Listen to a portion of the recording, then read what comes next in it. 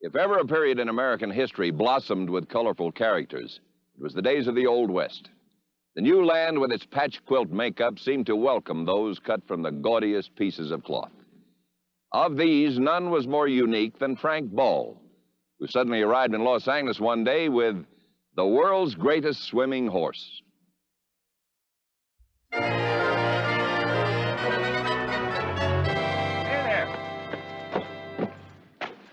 You wouldn't be Pete Rohr, would you? That's me. Well, I'm told that you run the best livery stable in town. You understand right. I'm Frank Ball. And I got this stallion that I'd like to stable with you a couple of weeks. Well, no problem there. Well, now, there might be. This is no ordinary animal. Well, come on in and tell me about it.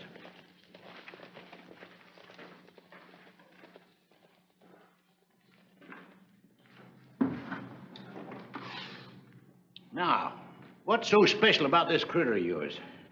Well, for the time being, you'll just have to take my word for it. But he is different. You say so.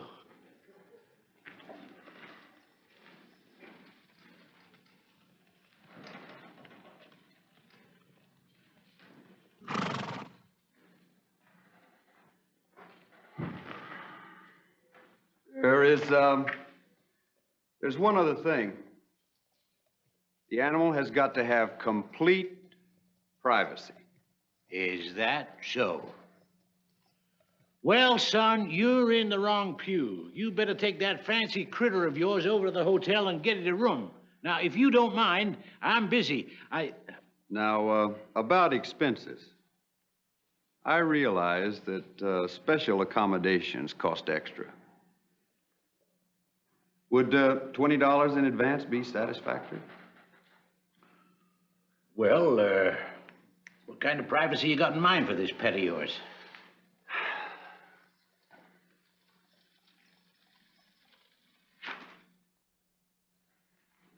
Well, if we could have a petition up about this high. Canvas all right? Fine. Just as long as no one can see in the stall. That sure must be some horse you got. He sure is. Well, come on, I'll get you a receipt. Oh, hello, honey. I didn't hear you come in. Say, did it go any better today? It's like pulling teeth to get a contribution from most of them. Really, Dad, it's so... Dad? Oh, Ann, this here's Mr. Bell. Ball. Frank Ball. That's right. Howdy. Going to be in town long? Well, I'm not sure. This money, what are you collecting it for? An orphanage. Would you believe a town this large doesn't have an orphanage? Well, It's true. The gospel truth. I know it's hard to believe, but people don't care. I mean it. They really don't care. You don't really believe that, do you? It never fails. You start Ann talking about the donations, and right off she's in a horn-tossing mood. Well, now, maybe this'll help her a little. Oh, thank you. Thank you very much. It looks like $1. No, It's only $5. $5? Why, folks around here wouldn't know that kind of generosity if they fell over it. Thank you. Well, maybe you just don't know the first thing about fundraising. And I suppose you do. Well, I know better than to go around waving a pickle jar under people's noses if I wanted them to contribute. Well, what makes you think I go around waving it? Well, the fact that I can see it. You put pickles in a pickle jar, not money. You've got to give people something for their money. You have to arouse their interest and tickle their curiosity. You do that first, and you'll have them bringing their contributions to you, and you won't have to go waltzing around town with your pickle jar. Oh, conceit. What towering conceit.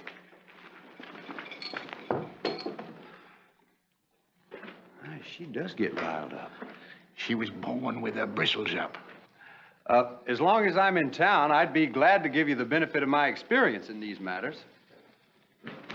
No, thank you, Mr. Ball. I am quite capable of handling the contributions without your help. I just love that girl's fire. Well, here's your receipt. Now, when do you figure on bringing the animal in? Sometime this evening, after dark. Did you tell me when? You know, I don't make this livery stable my home. Well, is 8 o'clock all right? Well, I guess it'll have to be. Oh, by the way, would you have some fresh straw in the stall before evening?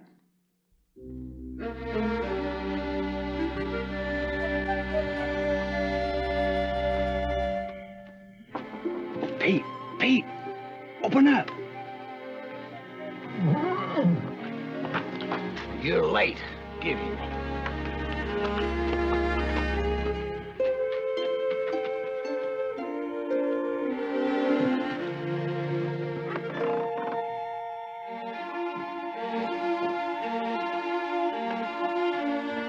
I hope you won't mind. After all Dad told me, I just had to see what all the fuss was about. So this is the animal you've been talking about. It is? I think the canvas is going to work out all right. You must have misunderstood him, Dad. He couldn't have meant this horse. Well, I did. A broken-down stallion? And an ancient one at that.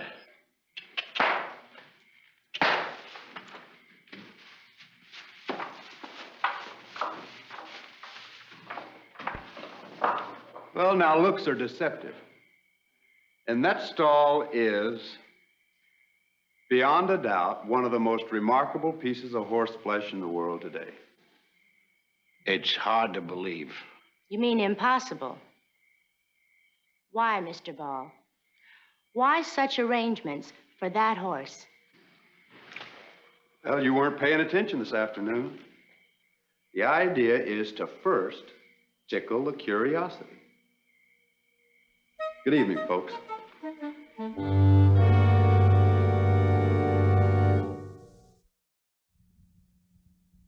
That about do it?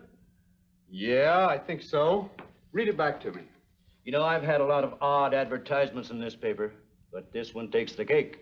It is a little unusual. Would you mind reading it back to me? World's greatest swimming horse now in Los Angeles. Now that's to be in large type across the top, right? On June 15th, the world-famous horse, Hippopotamus. You did say hippopotamus. Yes. Hippopotamus will swim from San Pedro to Santa Catalina Island and back. The public is invited to attend this great aquatic event free of charge. Prior to this performance, the famed animal... Would you make that the famed seahorse? Famed seahorse. The famed seahorse will be on exhibition at Pete Rohr's livery stable. One and all are invited to see and examine this extraordinary animal. Satisfy yourself that in appearance, Hippopotamus is no different than any other horse. Period and bracket. Let's see. Oh, yeah. There will be a small admission charge of 50 cents. Tickets on sale at the livery or at most of your local merchants. Yeah, that ought to do it. You really got such a horse? Why, the one and only. Well, this one I got to see myself. Well, I think it's customary for the press to get a couple of free tickets. Much obliged. It's my pleasure. And if you have a mind to write a little news article about the event, well, I won't be annoyed. I'll see what I can do. Now, make it a full-page ad and run it all to the end of the week. Yes, sir. Now, that's going to run you, yes, sir, that's going to cost you $18. Oh, yeah. By the way, you wouldn't mind taking your pay in tickets, would you? Oh, I don't feel that they... Now, here's $20 worth of tickets. That's $18 for the ad and a nice profit of $2. What do you say? Well, I don't know Well, why... it's a pleasure to do business with you. A pleasure, sir.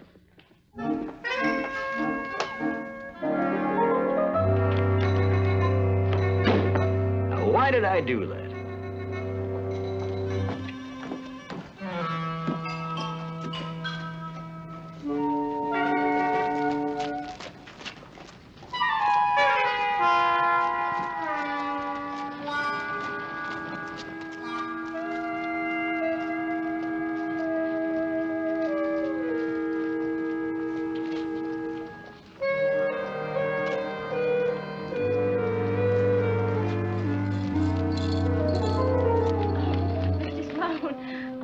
Excuse my bad manners, but I just couldn't let you get away.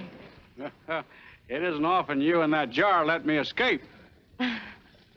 You're one of the few people I can count on for a little something. Well, not today, I'm afraid. Spent the last of my pocket money for a ticket to see that Wonder Horse. Oh. Yes, I guess it don't hurt your dad's business none having a celebrity like that in his stables. Celebrity? What are you talking about? The swimming horse. You know, the world's greatest swimming horse. Oh, no! 50 cents of us, $1.50 buys you a look at the swimmingest horse in the world. Come on, folks, and see the horse that thinks he's a fish. Thank you, Charlie. Now, you go over and stand there with the others. And tell them as soon as I've sold another ticket, I'll take them and show them the seahorse. Now, come on, neighbors, the chance of a lifetime to see Hippopotamus, the horse that swims like he had fins. Ah, thank you, sir. There you are. Join the others. All right, folks, now, this is what you paid to see. Dad, wait a minute. Folks, just go straight in back. It's the stall with a canvas around it, and I'll be right with you. Now, what do you want, daughter? What's going on? And where did you learn to talk like that? Oh, you mean that cell talk I gave him? Say, that wasn't bad for an old liveryman, if I do say so myself. Dad, I just don't understand. What are you doing? I'm selling him tickets to see Mr. Ball's seahorse, and I'm making more money than I could in a week of Sundays at the livery stable. But we don't know anything about him or his horse. I know all that needs knowing. Now, I've got people waiting.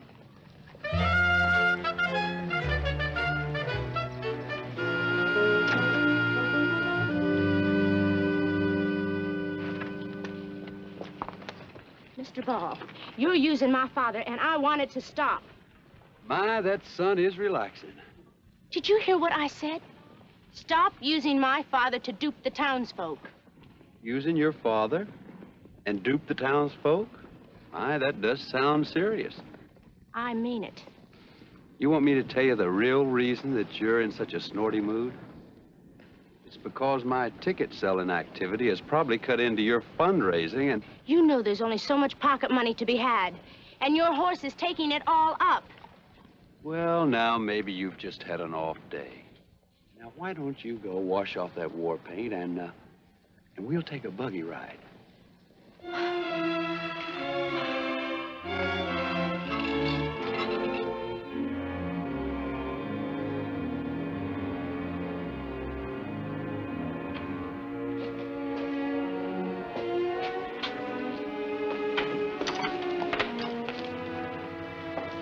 For the orphans?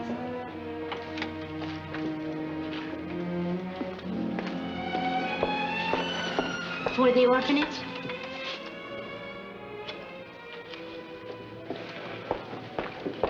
Excuse me, for the orphans? Is she always that persistent? Hardly a night she doesn't worry at least one or two customers out of here with that jar. I'll bet if she's a man, she'd take on anyone that didn't donate.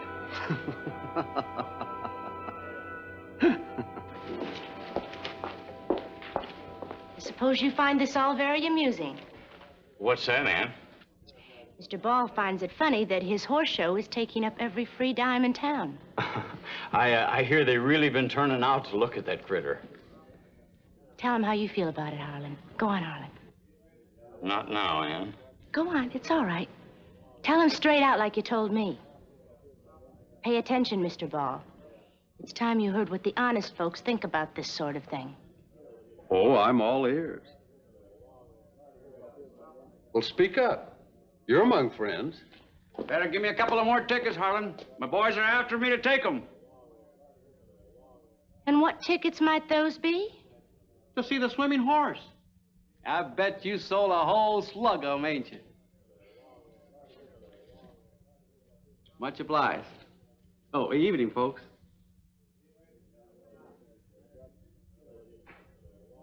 Now, about that honest opinion. Ann, I can explain. You don't have to explain anything. Oh, go on, let him.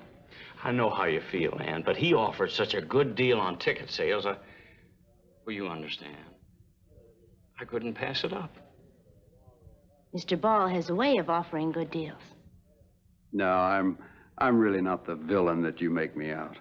You'll have to prove it to me. All right. Now you pack a lunch tomorrow, and I'll take you picnicking. My fiancé might have something to say about that. Fiancé? Well, congratulations and felicitations. What Ann means is that we've been going together so long that folks take it for granted that we're going to marry. Well, I'm glad to hear that. And I'll have something to say about that, too.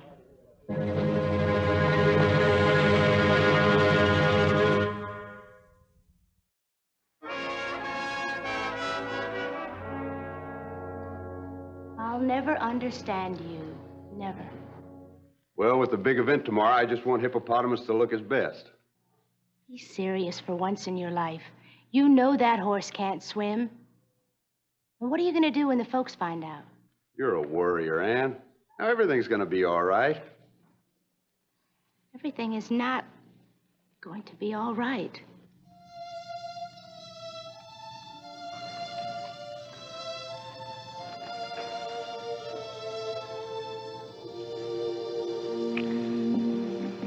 Will you stop that? I'm sorry, Ann. I never knew it mattered that much to you. It does. What's going to happen to you when that horse sinks in San Pedro Harbor? Oh, he's not going to sink. He's not even going to get wet.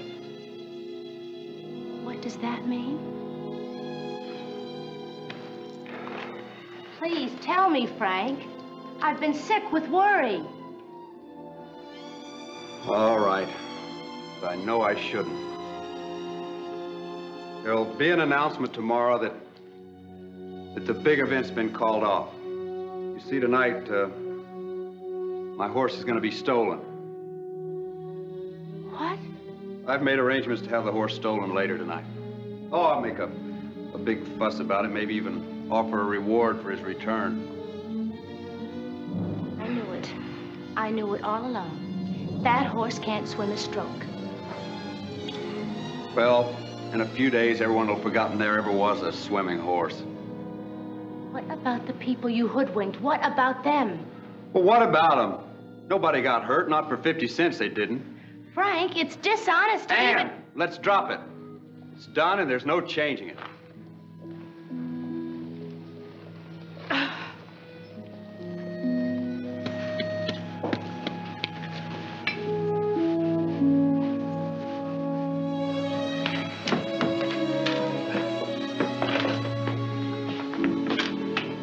You know I got to take care of the customers.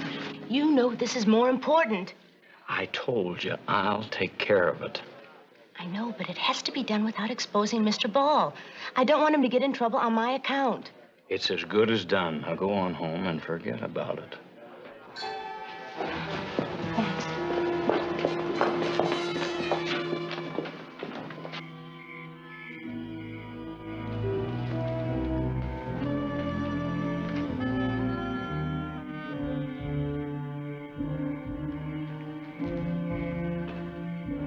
Who are those men? And what are they doing with rifles? We're going to do this my way, Ann. They're going to be on guard. Guard against what? Anyone stealing Mr. Ball's horse. No, that's no good. He has to pretend to have the horse stolen. If he doesn't, he's bound to be found out. Figure he has it coming. See, now you do know what'll happen. I told you. Your big chance to be the town hero. Why not?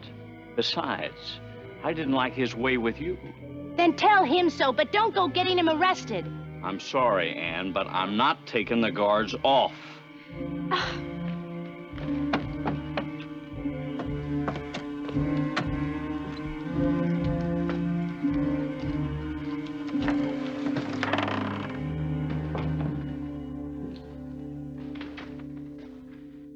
Frank, you're gonna hate me. I just heard. Leave me, I'm sorry. I had no idea this was gonna happen. All right, I believe you. You're sorry. What am I gonna do?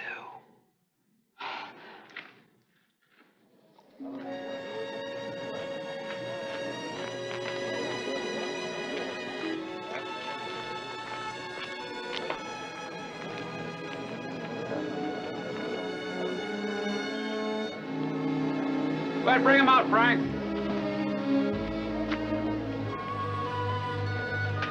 What's happening? Why all these people? I guess we're all here for the same reason. Waiting for Mr. Ball to come out with his wonder horse. This is the big day, girl. I know. We're waiting, Mr. Ball. Time for your horse to do his stuff. Are you satisfied? I only did what I thought right.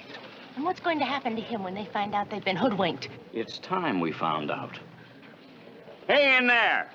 You bringing that horse out, or do we come in and help you?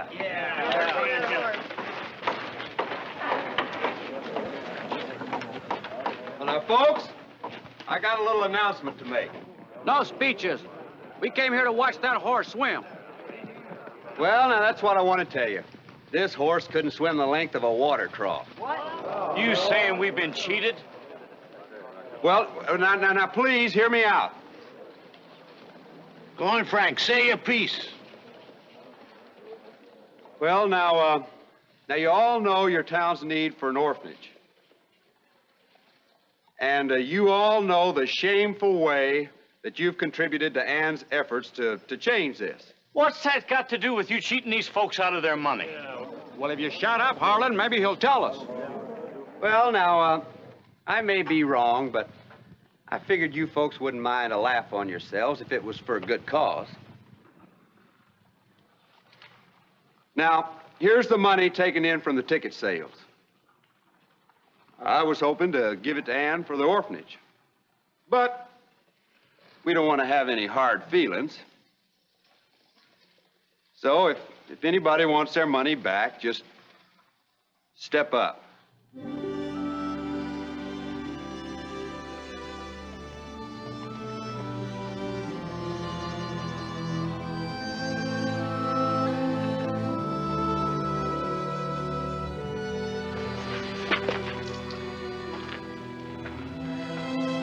Thank you, Mr. Ball. I had no idea you were so civic-minded. Nor that you could talk your way out of this. It was my pleasure. Oh, Mr. Ball, why don't you stay in town a while longer? It's our schools. They're terribly inadequate. And I could use the services of a talented fundraiser.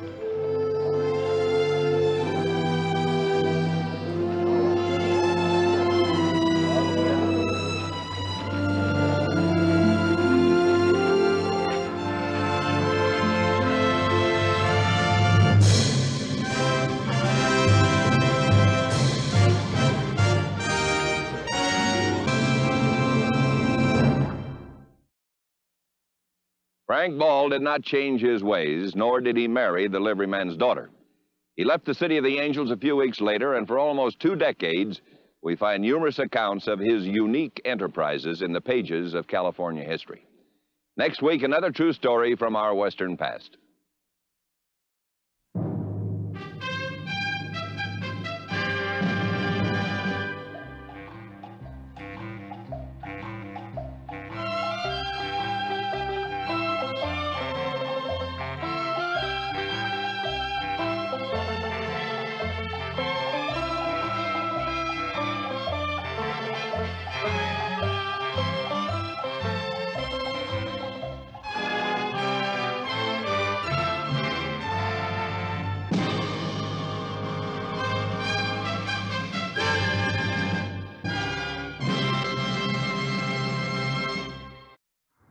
We've all heard the expression, truth is stranger than fiction. Nowhere is this more obvious than in the records of Western mining camps. For example, the gold camp of Aurora, Nevada, produced this strange tale of 2 men destined to be 10-day millionaires.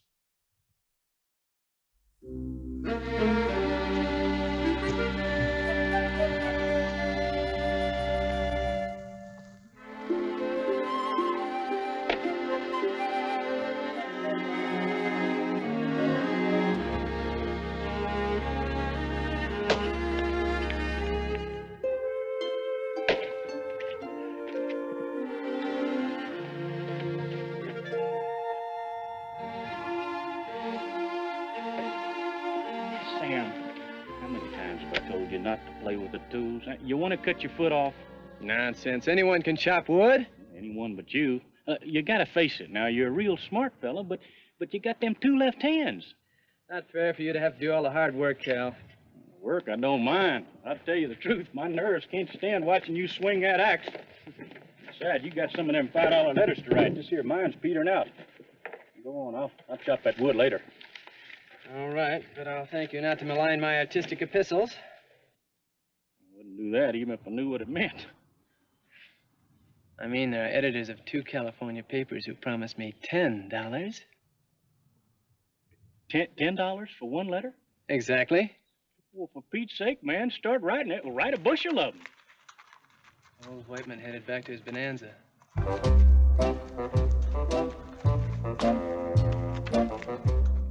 Well, go get the coffee pot on. Maybe we can get him to talk.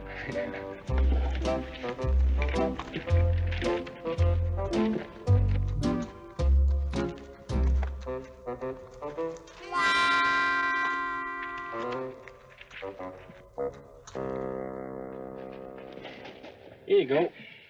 It's really a cement mine. I tell you, boys, them there nuggets are scattered around in that cement like raisins in a cake. Here, take a look. Man alive. Some raisins. I've got them nuggets counted in case your fingers get sticky. Nary a stick. I wish there was enough in that strike for us. We're barely making enough for grub money out of this here sinkhole. Oh, there's plenty of gold there. Trouble is, I stopped trusting people when I was 4. It's the worst habit a man could get into, trusting people. Now, take you two. I suppose you trust each other, huh? Well, I trust Cal with my life. Likewise. With your life, yes. But what about the important things? What about gold? Even with gold. Must be that scribbling you've been doing that softened up your brain. Here, give me another cup of coffee. Yes, sir. Did you see them there varmints follow me up from camp? Yeah, we saw 'em. Well, they're still out there, hiding. Crazy fools, they'll never learn. I'll lose them up in the hills tonight. Ain't nobody going to follow the old horse over to his gold mine. Better be careful. There's some mean fellas in that bunch. They don't know what mean is. If they keep messing with me, I'm going to teach them a lesson or two. Hey, look. There's one of them riding up into your camp after me.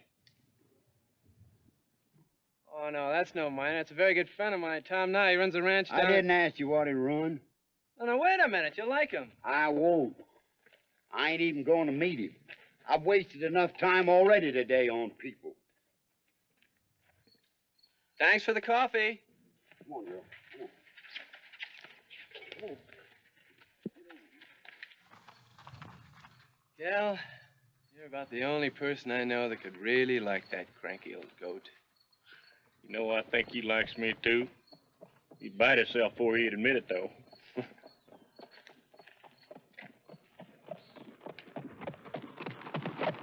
Howdy, Sam. Cal. How you doing, Tom? Sam got a letter for you. Storekeeper gave it to me. Don't say who it's from, but got a Virginia City postmark on it. Can't tell a dang thing about what's inside. Well, I'm sorry. I'll have my correspondents use thinner envelopes. I got a letter once. Woman run a boarding house in Carson City. Claimed I stole one of her towels. Hey, it's from that newspaper fellow in Virginia City. What's he want, Sam? Nothing important. Still after me to take a job as a reporter. Did you, Tom? Huh? What? You swiped that towel? Oh, it was tore anyway. Doggone, this fella sure likes to use big words, don't he? What's this one mean? Journalisd, I think. T, journalist. Means somebody who writes for a newspaper. Like old Sam here. No, I'm just a letter scribbler. That's not a journalist. Well, you could be. I bet you know as many big words as this fella. More, even. Take something besides big words, Tom, but thanks anyway. Still think you could be. Oh, I almost forgot. Listen, get your rifles loaded and pick some cover. What's up, Tom? I saw a bunch of tough-looking fellas sneaking up this way. Whole raft of them. I think we got trouble. Well, take it easy, Tom. They're after old Whiteman, not us. Besides, where'd you get this weed business? You weren't involved. Well, that's a devil of a thing to say to me. I'm your friend, ain't I? Yeah, you are that. Thanks for the letter. Sure. Oh, did you fellas get in on that Wide West mine deal? What's that? Oh, a bunch of promoters down there, handing out ore samples, claiming they made a big strike.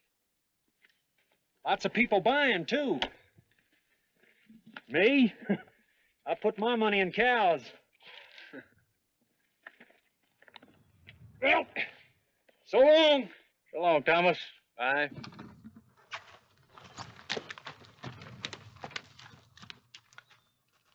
Wide West mine, huh? I wonder how much they're asking. It doesn't matter. We don't have enough to buy a ledge foot 2 miles from Discovery. Yeah, I think I'll mosey on down there and get me one of them ore samples. All right, let's go. No, Sam, me. You got them letters to write. Oh, but Cal, Now, look, I think I can dig out enough for beans the next month or so, but if you want coffee and bacon, you got to make that pencil fly.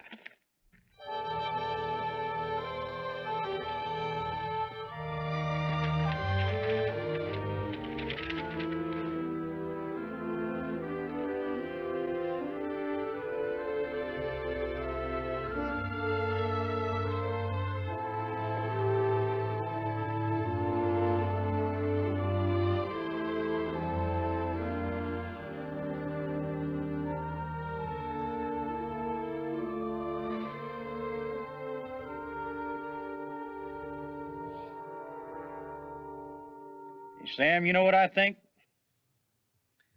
No, what do you think, oh mighty one? I think you ought to take that job as reporter. Now, don't you start. No, I mean it. You ain't no miner. That there's what you really like to do. No. What I'd really like to do is buy some of that Wide West mine. It looks pretty rich, all right. A few 100 feet. 100 feet even, and we could retire. Oh, that's the kind of life I want.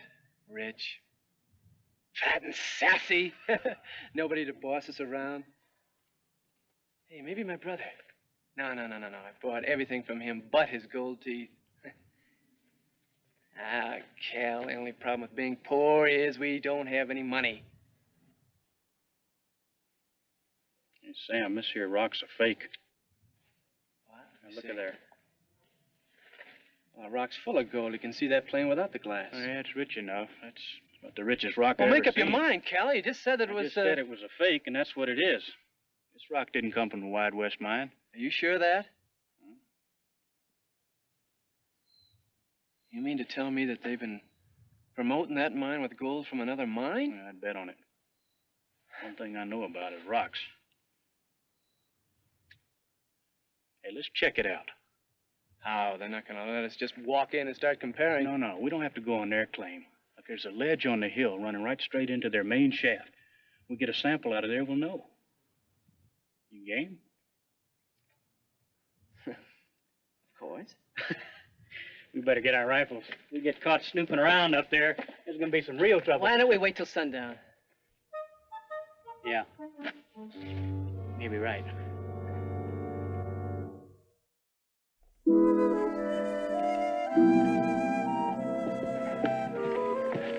You stay here and keep a lookout while I work. Me? Why don't I dig and you... Okay, Muscles.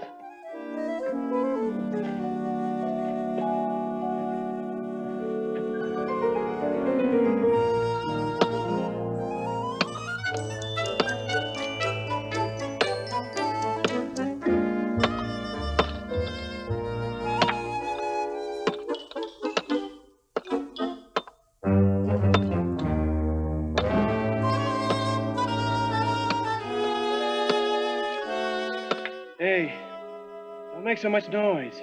What's wrong? Somebody coming? No, but you're scaring me to death. Oh, take some deep breaths.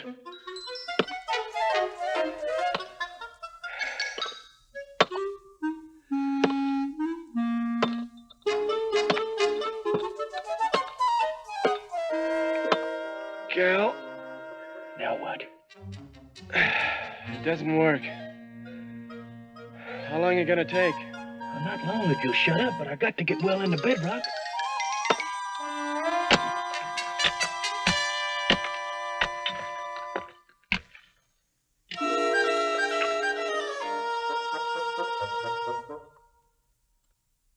Hey, Sam. Get up here quick. What's the matter? It's gold. A wide vein of it. What? Let me see.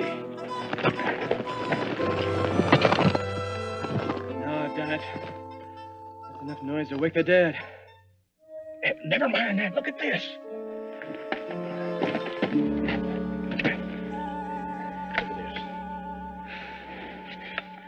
Cal, is that real? Well, that vein must be a foot wide. And all ours. We're rich, Sam. Rich. If we move out of here fast, we won't live to spend it. We're gonna go down and record this thing right now, and then we're gonna celebrate like a couple of millionaires here. Let's go.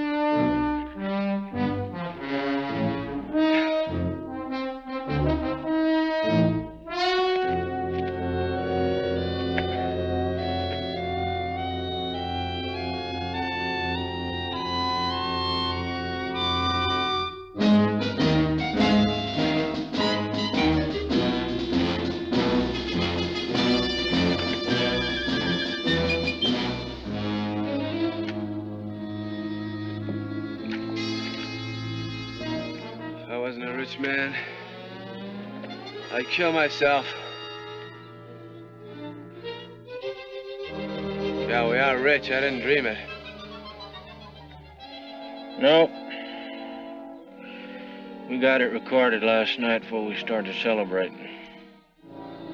Got a little development work to do, but we got 10 days to do that. If I stay alive.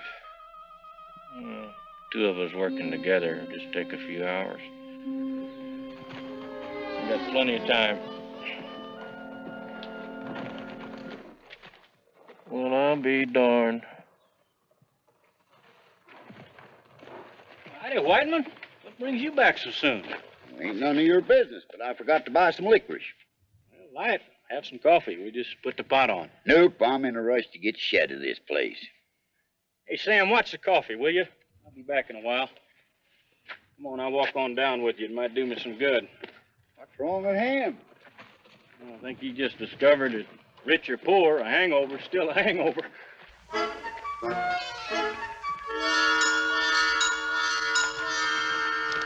Sam! Sam, wake up! It's me, Dooley. Hello, Dooley. Goodbye, Dooley. Sam, come on, get up.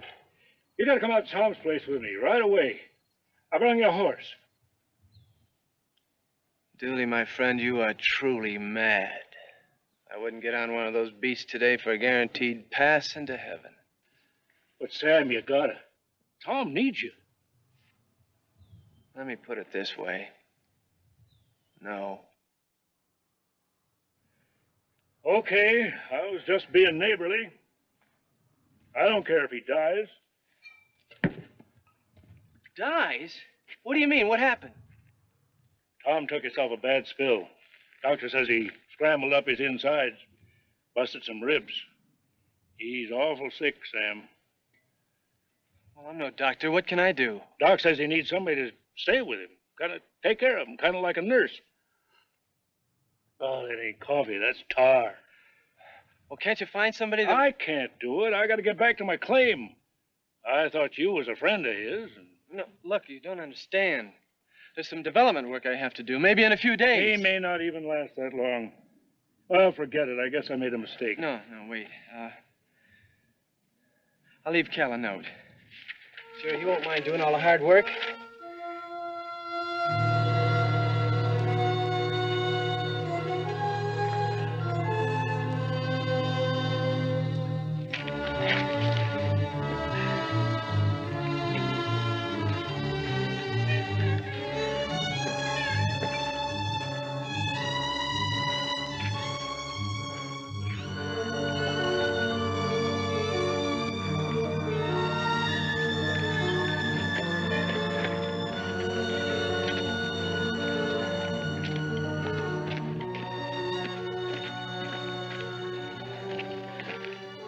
maybe I should see Cal first. No, he said he'd be right back. Let's go, Dooley.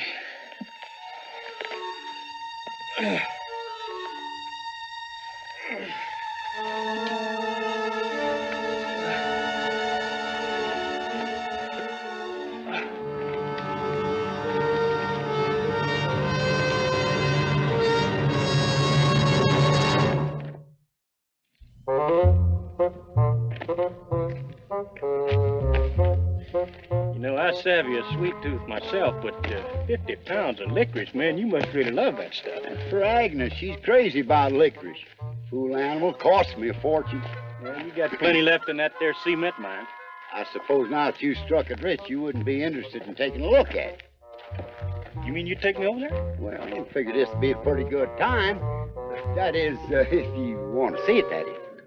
Sure, I'd like to see it, but I can't leave here for a day or two. If you could wait around, maybe. Nary a minute. No, wait a minute, hold it. I mean, it's just a few hours' work.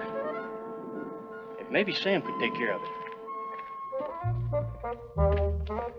Sam? Hey, Sam! I can't leave before I see Sam. Can't you wait a few Write minutes? him a note. He can read, can't he? Well, sure he can, but I can't just... I mean, I ought to at least tell him... Suit yourself.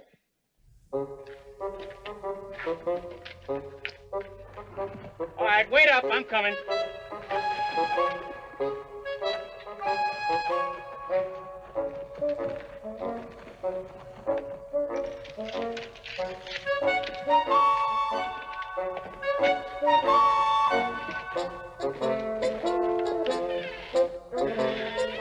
Wait up! I'm coming!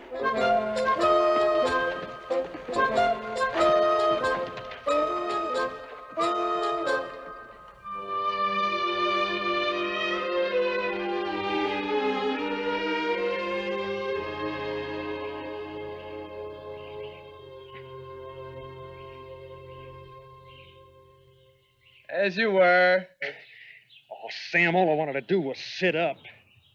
Doc said flat, no moving. But it's been almost 2 weeks now. I feel fine, honest. Why don't you just go on back? I can do for myself now. Doc's coming tomorrow. We'll see what he says. How come you keep writing those things now that you're a rich man? Habit, I guess. I'm not sure. You're awful good at it, Sam. You ought to keep it up. Not me, not now. Only things I'm going to write from now on are checks. And not any $10 ones either. Well, come on. I'm going to give you the thrill of playing casino with a millionaire.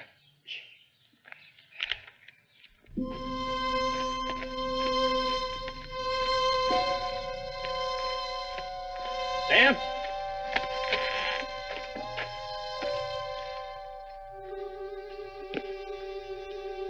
Hey, Sam!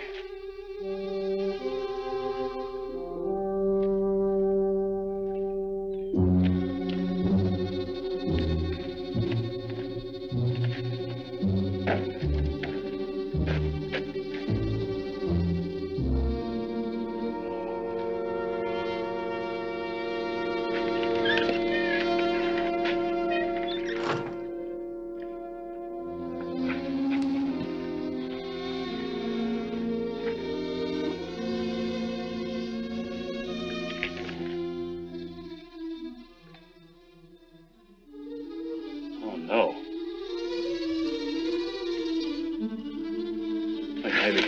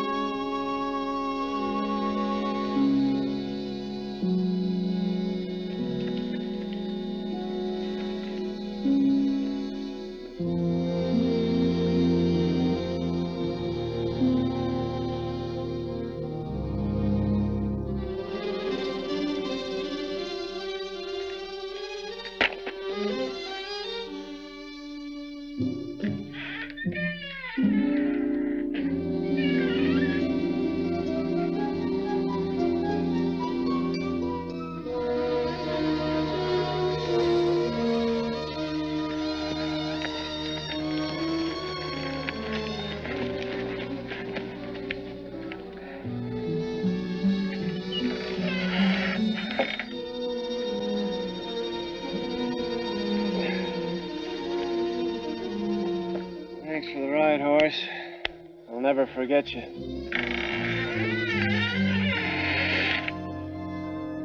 Well, if it isn't my millionaire partner, Mr. Calvin Higby.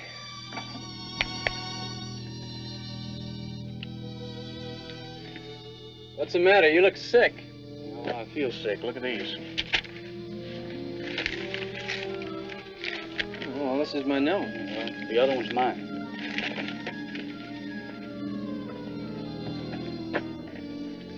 Oh, no, Cal. You mean? Yeah, old Whiteman was in a hurry, so I just left a note on the nail over there, and then when you didn't answer, I didn't bother to look inside. Then the development work wasn't done. That means our claim was... Yeah, it's forfeited. Johnson and some boys filed on it the next day. It's gone. We had millions, it's gone. All because I'm too stupid to walk inside there. No, none of that. I was just as much to blame as you are. I was just as stupid and just as careless. It don't matter now. It's gone. Wait a minute. Old Whiteman's cement mine. Sam, do you hear me? We can grab a claim right next to his. We can still have those millions.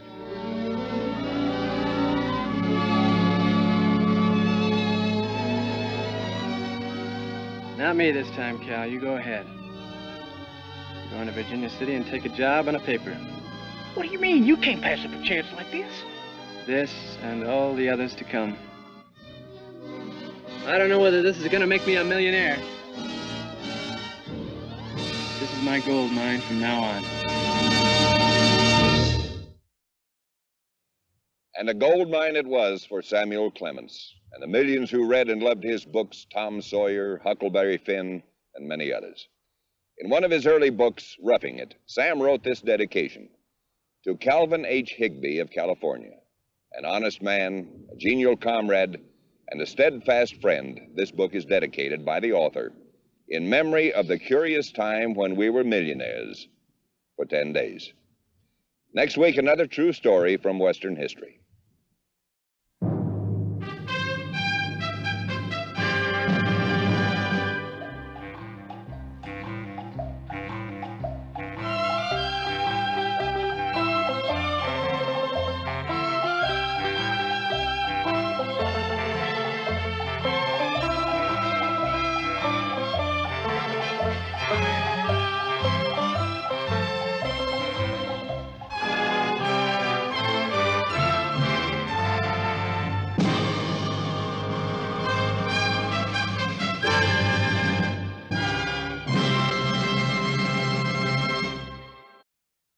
As the railroads pushed west across the country in the 1880s, towns sprang up along the railheads. Towns that were tamed by lawmen like Bill Hickok in Abilene, Bat Masterson and Wyatt Earp in Dodge and Wichita. And during its roaring days, Caldwell, Kansas had a lawman who might have been as famous and respected as the others, but different from all of them. He was a restless man.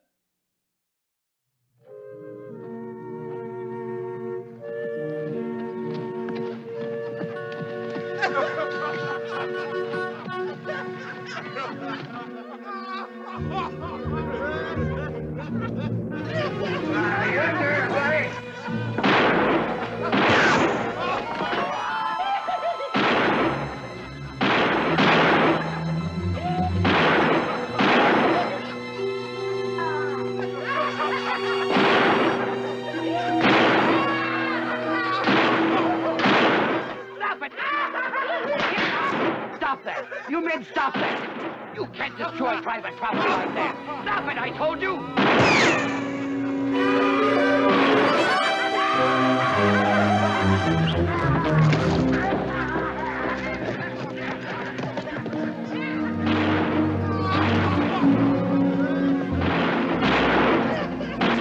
No good saddle tramps.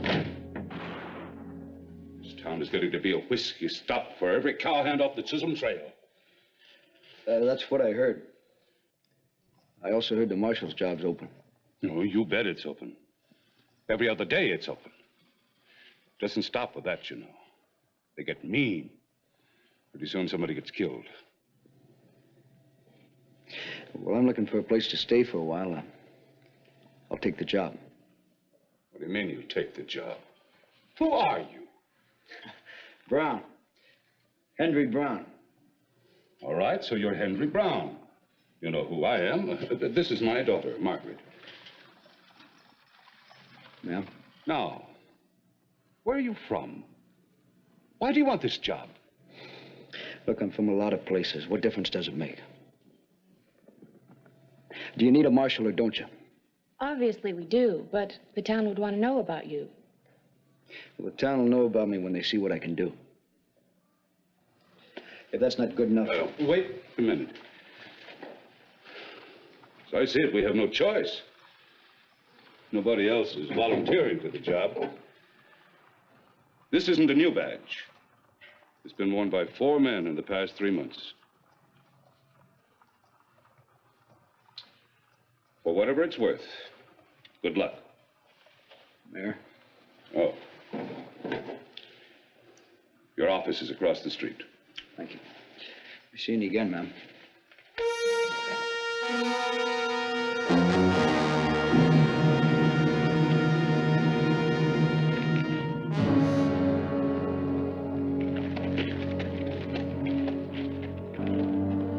Margaret, what do you think?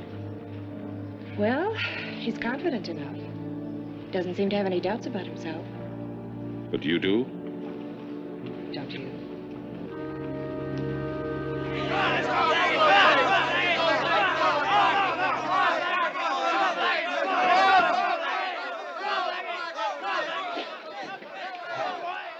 Hey, what's going on? An ant race. Sure, any fool can see that.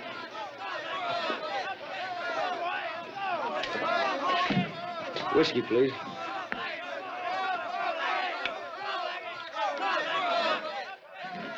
Thank you. Still time to get your bet down. Oh, I don't think I should. Seeing as I'm the new marshal.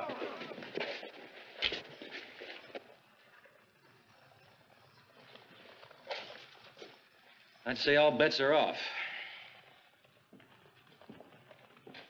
You ever been marshal before? What, are you checking my references? Look, I don't care. It's got nothing to do with me. But just in case the word hasn't reached you, this is a bad town for lawmen. I got that impression. I go on duty at 6 o'clock.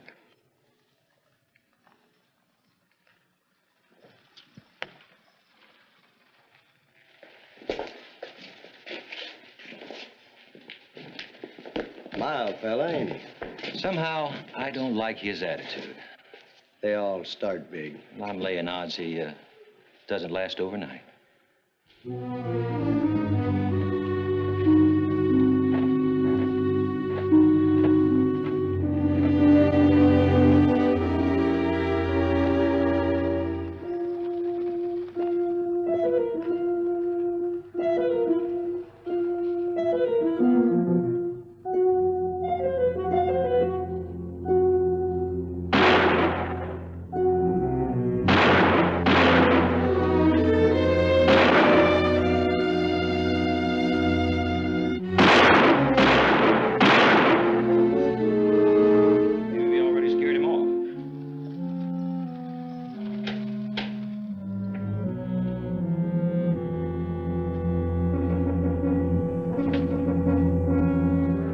Plenty of time to get here.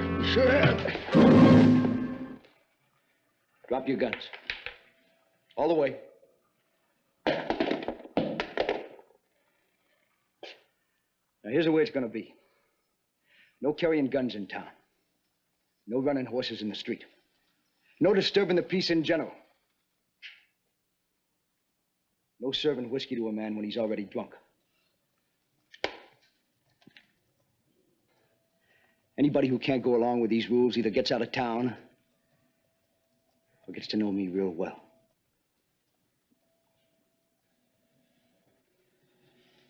You. Pick him up. 3 of you are going to spend some time in jail.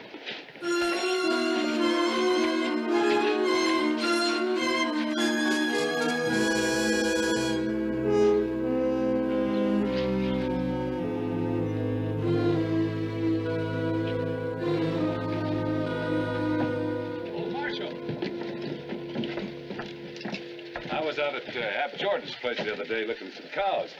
He especially wanted me to thank you for the way you handled that fella that wanted to call him out the other day.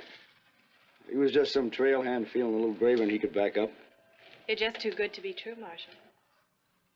How's that, ma'am? We don't often see that kind of modesty around here. Are all the men this way where you come from? Some are, some aren't. It's about like any place else. You sure do want to know where I'm from, don't you? What's the matter with you, Margaret? What difference does it make as long as he's doing a good job? We're mighty pleased with the way that you're handling things. Now, these saddle tramps around here will know they'll have to watch their step with you around. No hick town marshal's gonna tell me what to do with my gun. You've got to leave your gun. It's the rule. I'd say not everyone got the message. Excuse me, ma'am.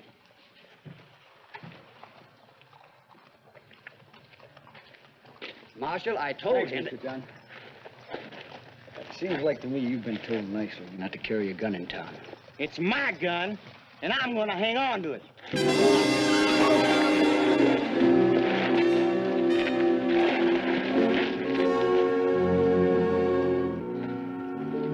Now, you can pick this up when you leave town.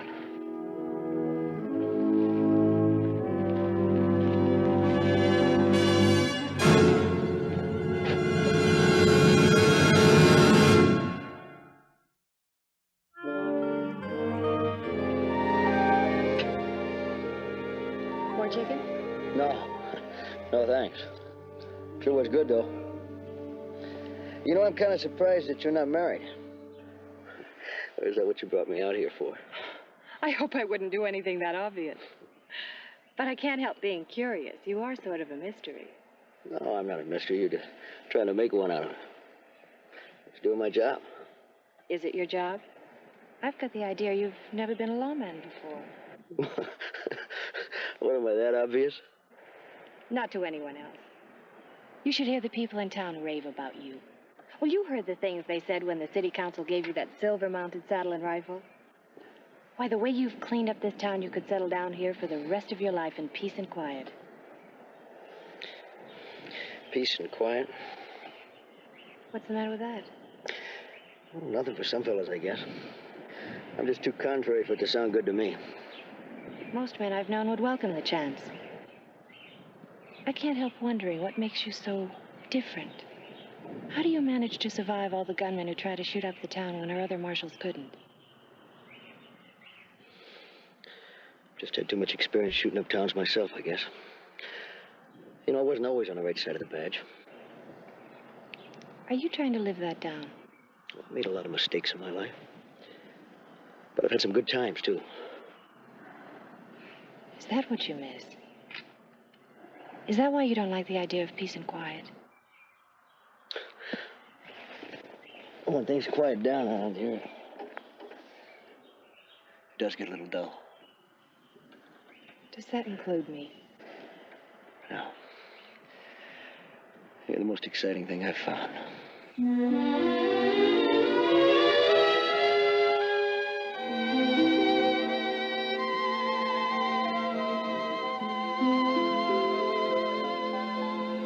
But it's not enough, is it, Henry? I don't know. I hope so.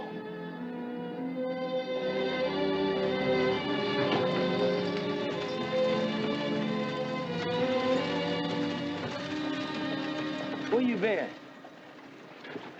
Just down having a little peace and quiet. Yeah, well, somebody just busted in a stage office. How long ago? Well, just a little bit. Was anyone hurt? No, ma'am, but he sure cleaned that place out. Blew that safe wide open. Did anybody recognize him? No, all we seen was a cloud of dust heading south. All right, I'll get my horse. Forget it. By the time you get settled up, you'll be in the territory.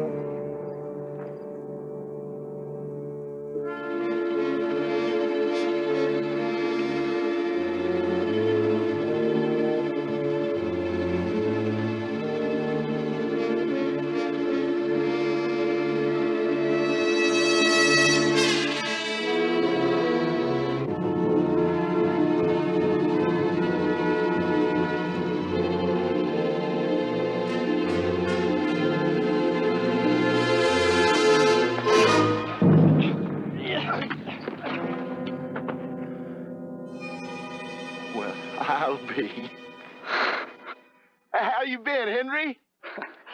Ben Wheeler. You know, it's been so long ago I'd almost forgotten about it. Oh, it hasn't been that long. Remember down at Tascosa? Old Shorty kept falling off that horse, and the owner wasn't 5 minutes behind him. You know, sometimes I think those were the best years I ever had. Oh, they still are. You just don't know where to look. I've been having a real time for myself. Yeah, I heard you had it pretty good down in Mexico. What'd you come back for? Well, them senoritas like pretty things. Pretty expensive things. So here I am. Why'd you pick my town? Oh, why not? I thought I was done for till I saw it was you. Everything's worked out just fine. Well, I am the marshal here, Ben. You're not serious. You'd take me in? Well, isn't that the usual thing for a marshal to do? Well, you're not the usual lawman. Look, I never said I was. But I did take the job, didn't I? Well, that's not my fault, Henry. You're just not the marshal type. There's something keeping you here, making you act this way. I'll bet I know. It's a girl. Listen, Ben. Old Henry's gone and got himself caught. I can't believe it's the same fella who couldn't stand to stay 2 nights in the same town. Always a-wanting to be on the move, always a-wanting to go someplace new. And you think you can settle down and be a dirt, ordinary sod farmer? Well, I never thought about it like that, Ben. Why can't I? I know you, Henry. If I hadn't come along down there to break up the monotony, you'd have gone out of your mind. Men like us need excitement. The kind of excitement we used to have. Oh, Ben, that was used to have. It still is. I never thought I'd ever see the day you were ready for a rocking chair. No matter who was rocking it. All right, Ben, I guess you do know me. I can't lock up anybody who was an old friend. Not was, Henry. Is. I'm sure glad to see you didn't go and get too honest. You still got a healthy streak of larceny in you. There's the money. All of it. Nice going, Henry. How'd you get it? Well, I caught up with him, but I couldn't hold him. Had to settle for that. Well, that isn't going to hurt the stage company's feelings. You know, Henry, this is the first time you've had to settle for anything. Maybe you expect too much of me. Well, maybe I do.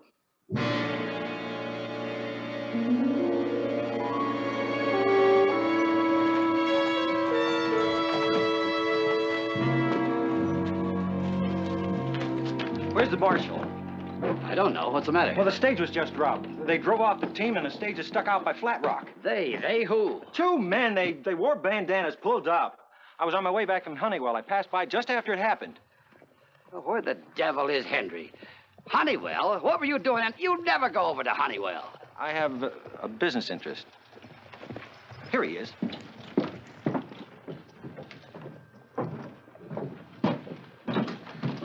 The stage was held up out by Flat Rock. Henry, you've got to do something about it. But don't I always, Jonas? I'll gather up some men and go after him. Marshal, where have you been? Jeff Brewster's had 50 head of cattle rustled in broad daylight. I got it. The mail train's been robbed. They got away with everything. Has anybody seen the marshal? What's happening around here? It's worse than it ever was. Come on, George. You're exaggerating. It can't be that bad. How bad does it have to be? Seems to me the stage is being held up every other week. Ranches are being robbed. Folks are getting afraid they won't even drive out past the city limits. I tell you, Henry, it is bad. You don't like the way I'm handling it. Well, I don't know. You just don't seem to be around when something happens. Well, how many places can I be at one time, George? Oh, some of us think maybe you need a deputy. No, I don't need a deputy. And if the town doesn't like the way I'm doing the job, you can have the badge. Now, wait a minute, Henry. Henry! Henry! What's the matter with you? Nobody can talk to you lately. All right. All right, so now it's your turn to tell me how to do my job, huh? I don't care about your job. I don't care how many criminals you catch. I care about how you run your life. I thought I was part of it. You are, Margaret. But you are an important part.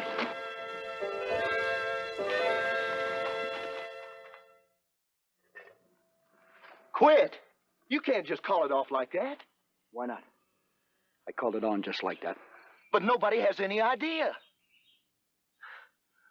All right. All right. I was getting homesick for a certain senorita anyway.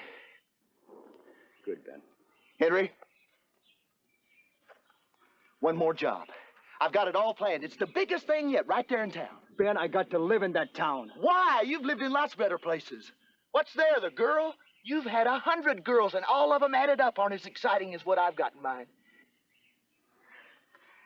Sure make it sound good, Ben. It is. It's a lot better than that peace and quiet you've been talking about.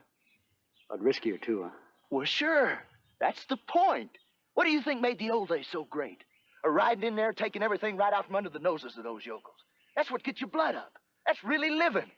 Come on, Henry. Just this one big one. And then I'll clear out. Okay? Okay, Ben.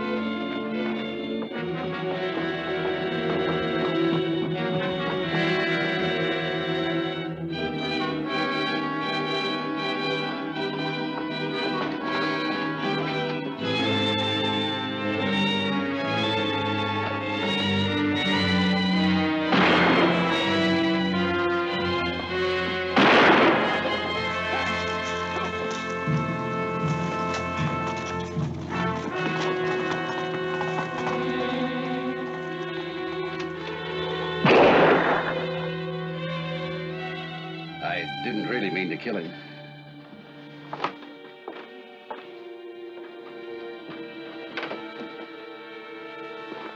Let's see. I know who it is.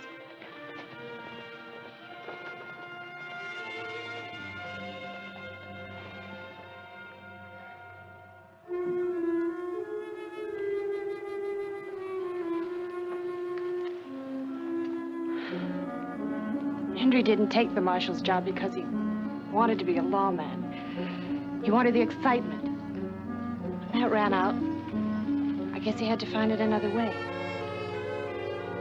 He was a restless man.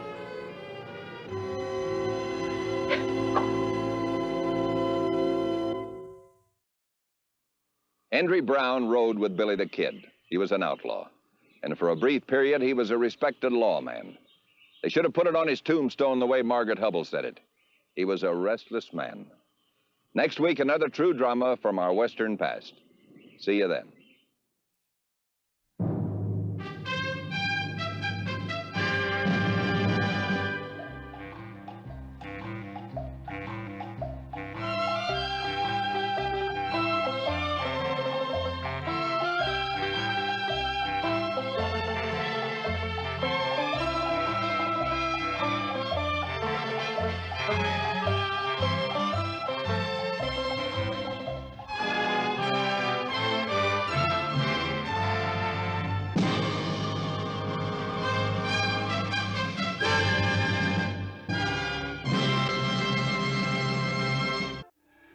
In Roswell, New Mexico, some years ago, I became acquainted with a charming lady by the name of Elizabeth Garrett.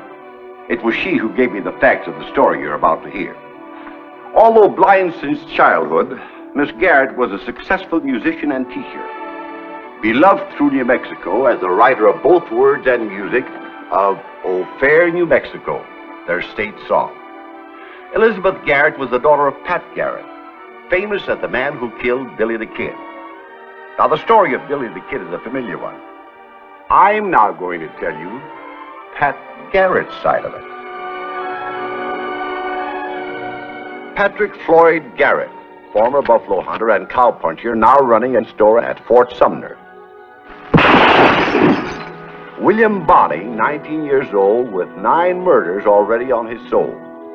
Around old Fort Sumner, where they first met early in 1878, folks call him the long and the short of it. Pat excelled with a rifle.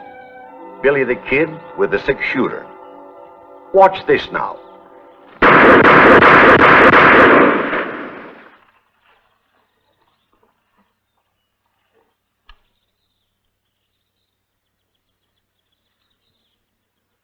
One, 2, 3, 4, 5.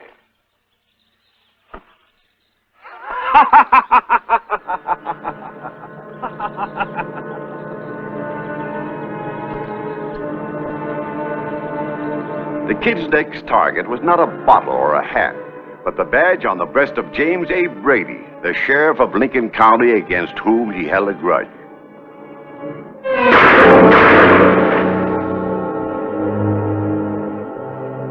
Brady was killed wantonly, like most of this young hoodlum's victims.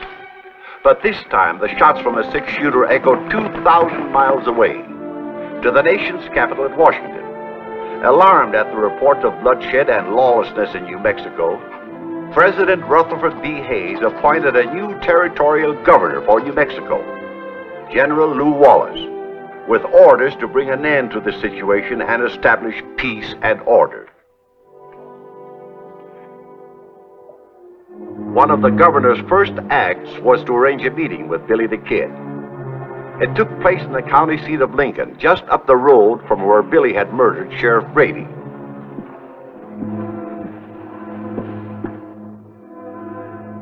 So you're Billy the Kid? I am. Thank you for coming. Sit down.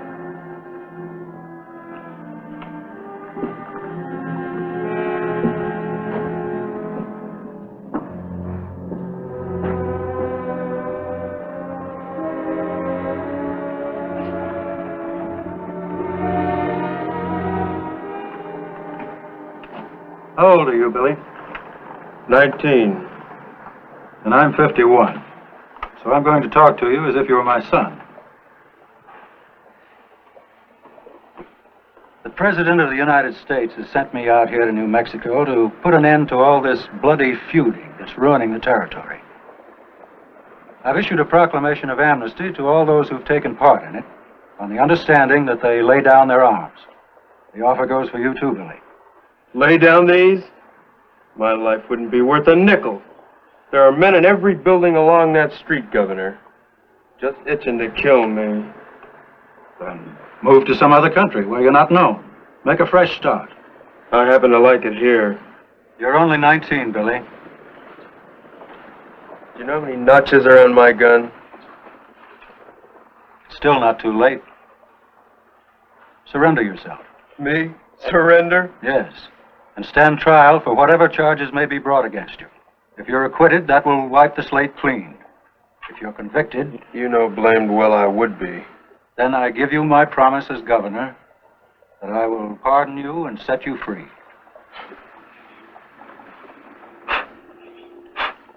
Well, that's my offer, Billy. Sorry, Governor, it's no use. You prefer to be an outlaw.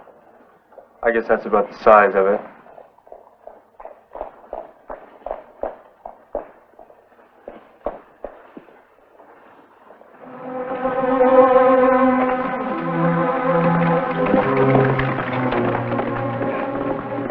The new sheriff. He's afraid of me. He needn't be. I wouldn't waste a bullet on his carcass. One of these days, Billy, Lincoln County will have a sheriff of whom you're afraid. When the time comes, just remember, you had your chance.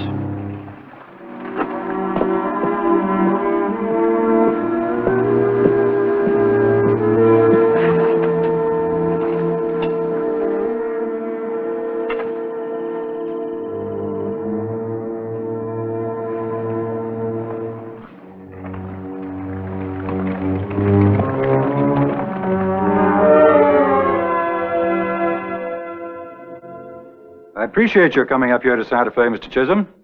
Cigar? No, thank you. I think I can guess what's on your mind, Governor. Billy the Kid. Yes. You sit down. Thank you. I've been governor for nearly 2 years now. And you've done an excellent job, sir. The Lincoln County War is a thing of the past. But there's no real peace in the territory. Settlers won't come out here. Billy's got a whole gang operating now. As tough a bunch of cattle thieves as I've ever run up against. Your herds have suffered? Sure. In spite of the fact the Kid and I were once friends. When I accused him of stealing my cattle, he threatened my life. He meant it, too. He'd kill me at the drop of a hat if it pleased him. He has absolutely no conscience. What's the answer, Chisholm? This can't go on. There's an election coming up in Lincoln County. Put a sheriff in office that'll get the Kid. Do you have anyone in mind?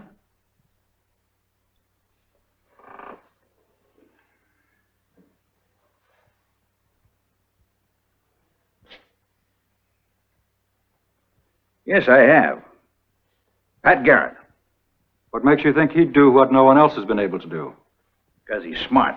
He's got guts. He's got, I guess you'd call it character. And he loves New Mexico. Fighter? Oh, I don't suppose Pat Garrett's ever killed a man in his life. But you give him a job to do, he'll follow to the end of the trail. No matter what it costs him.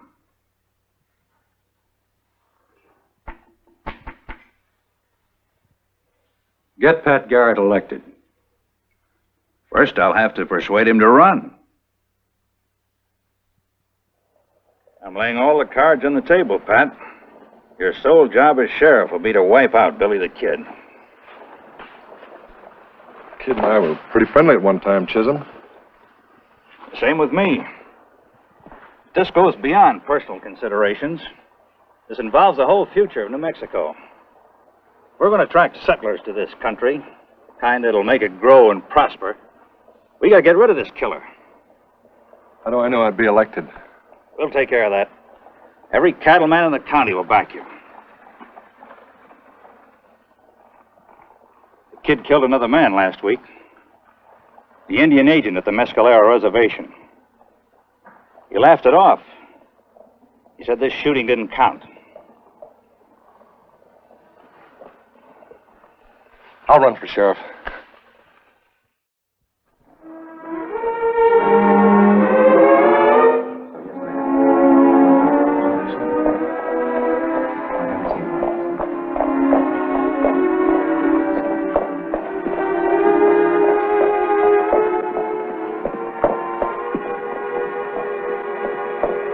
Howdy, Pat.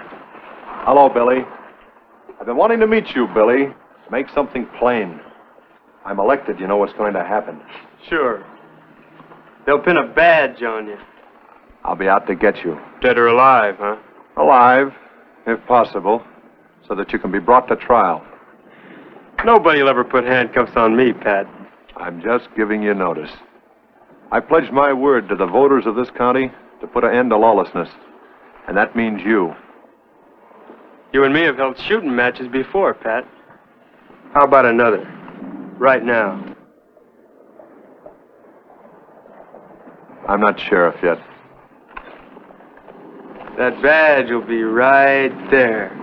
Or would you rather get the bullet where Brady got his?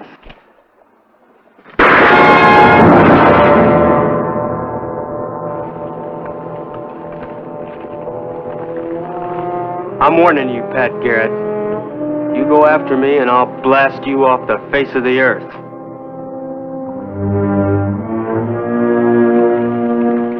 Adios, Billy.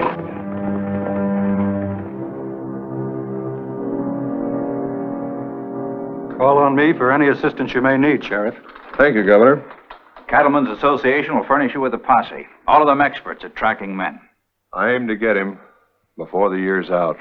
Lincoln County covers nearly 40,000 square miles. I know the kid's haunts.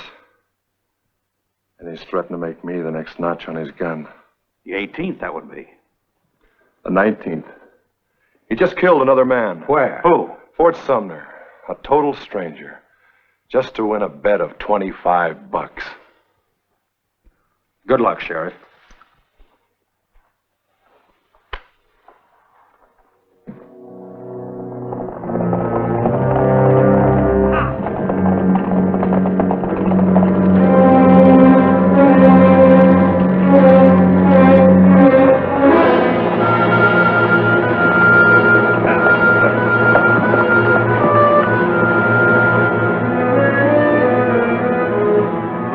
Here for the night. Heck of a place to spend Christmas. No grub, no fire. Would you prefer Fort Sumner with Pat Garrett and his posse?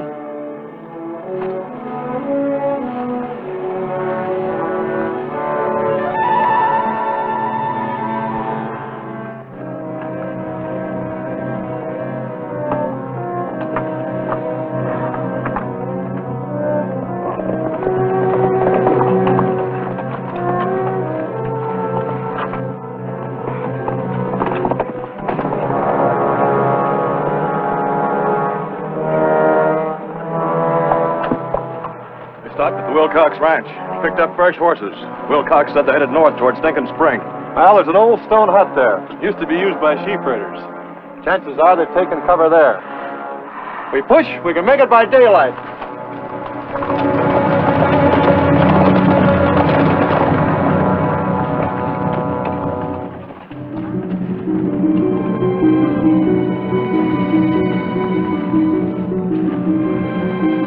They're still asleep.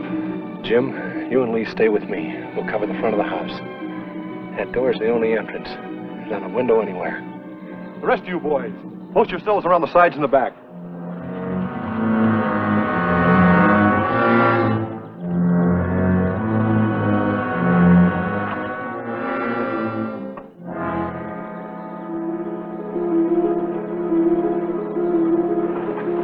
We've got you covered, Charlie. Put up your hands.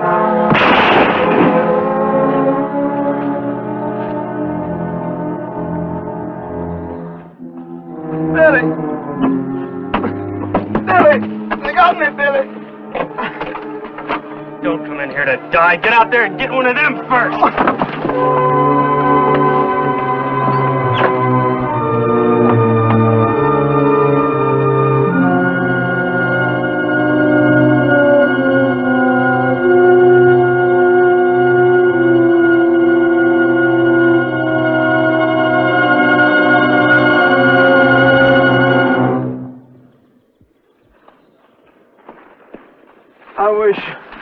I wish. And Billy the Kid was supposed to be your friend. We've got to cut their horses loose. Stay where you are.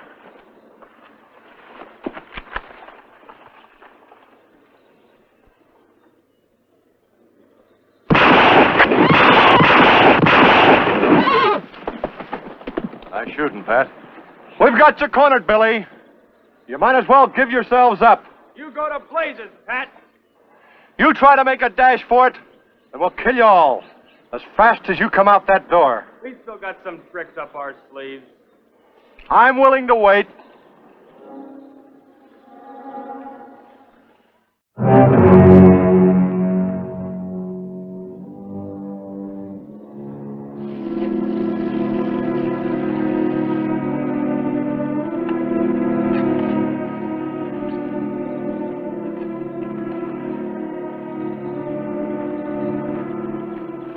Smoke's carrying that smell in just the right direction. You think it'll fetch him? They've had nothing to eat since breakfast yesterday. What'd I tell you?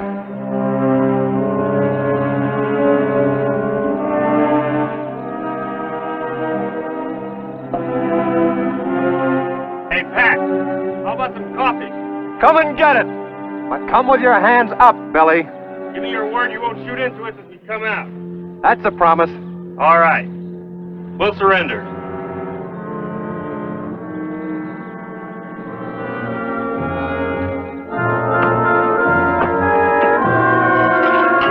I gave my word.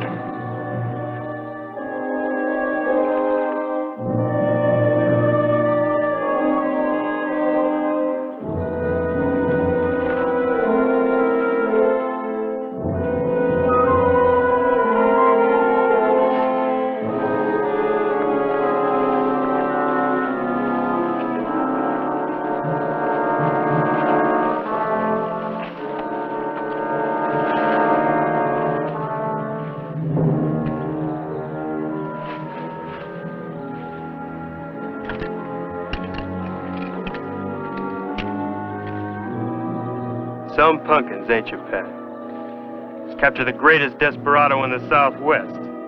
19 notches on his gun. Suppose you do your boasting to the judge, Billy, and you come up for trial.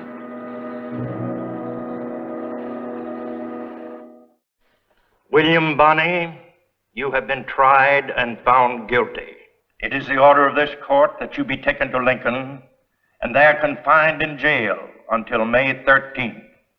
And on that day, between the hours of sunrise and noon, you will be hanged by the neck until you are dead, dead, dead. And may God have mercy on your soul. The jail? Nah. Pat Garrett wouldn't trust the kid in anything so rickety. He's got him up in the second story of the courthouse with handcuffs and leg irons. And 2 deputies guarding him night and day until May 13th. That ain't so far off now. Where's the other deputy? Ollinger? He went over to the restaurant to put on the feed bag. Looks as innocent as a schoolboy, don't he? Lying there asleep. We're glad when this whole thing's done with. I'm riding over to White Oaks this morning to see about some lumber. For the gallows? Yeah. I'll be back tomorrow, the next day. Meanwhile, don't you and Ollinger relax your guard for an instant. Don't worry, Pat. If he so much as tosses in his sleep, one of us will be ready for him. Just remember, behind that smile of his is murder.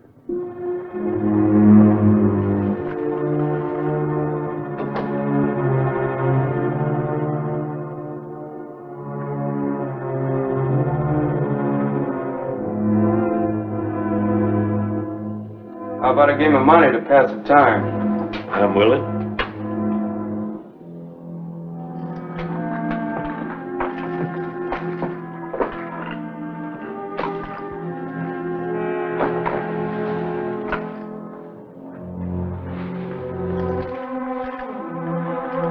Your turn to deal today. I'll buck the game. Help yourself to some chips.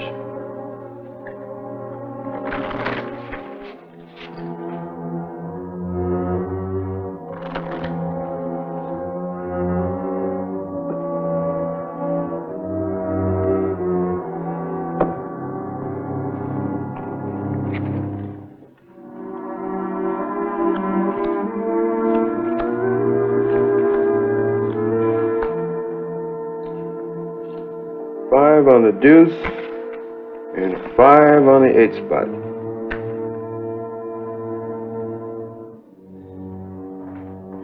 Your system ain't working today, kid. Game's not over yet. I ain't licked until I've thrown in my last chip. Deal another layout.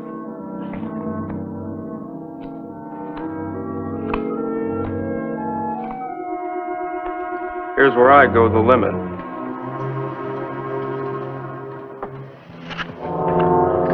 Sorry, Bill. It's kind of clumsy playing with handcuffs on. That's all right, kid. I'll get it for you. What the devil? Now do as I tell you and be quick about it. One false move, mister, and you're a dead man. Now get up and turn and walk out that door. I'm gonna lock you in the gun closet while I get away. Move!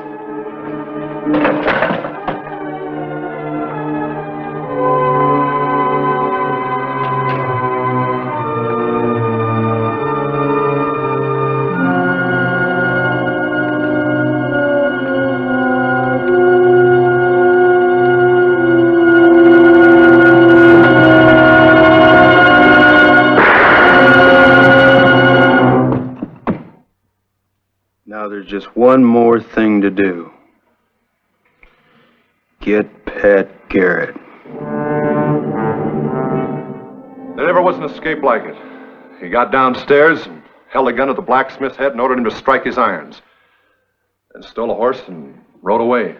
That was 2 months ago, Pat. Yes. And not a trace of him since. No, not a trace, Governor. He's got to be somewhere. Even Billy the Kid can't evaporate into thin air. I've got a dozen posses combing the territory. I hired Apaches to track him down. They're better than bloodhounds, you know that. With no luck. No. They lost the trail after 3 days. Chances are he slipped across the border into old Mexico. Or he'd be safe. You didn't want to see the kid hang in the first place. You liked him. What are you accusing me of, Chisholm? Gentlemen, gentlemen. I'm sorry, Pat. The eyes of the whole nation are on New Mexico, Sheriff. Billy the Kid's got to be found. And he'll never be taken alive, I can tell you that. He's desperate now. And if our trails cross, it's either him or me. Did you say if? I'm heading over to Fort Sumner with a couple of deputies. It's rumored he has a sweetheart there. You are crazy, Billy, to come into Fort Sumner. Crazy? Yes, about you, Querida. Even your old friends are now afraid to harbor you. I've still a few left. The Gutierrez. Get out of the country, Billy. Across the border into Mexico. Before Pat Garrett catches up with you. Pat Garrett. You see this gun, Querida? Put it away. It frightens me. 21 notches. And right here, room for another. With Pat Garrett's name on it. Billy? Chiquito, for the love of heaven. Promise me you will leave. I promise. First thing tomorrow morning. Tonight? I've got to catch a few hours sleep and some grub. You've had nothing to eat. I'll slip over to Gutierrez. They'll feed me. Even though it's late at night.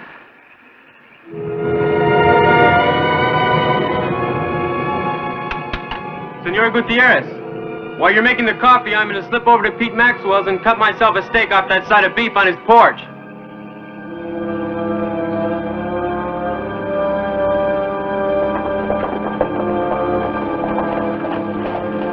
I'm going to stop in here at Pete Maxwell's and see if he knows anything.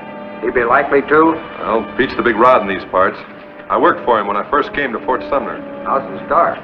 I know where he sleeps. That someone on the porch?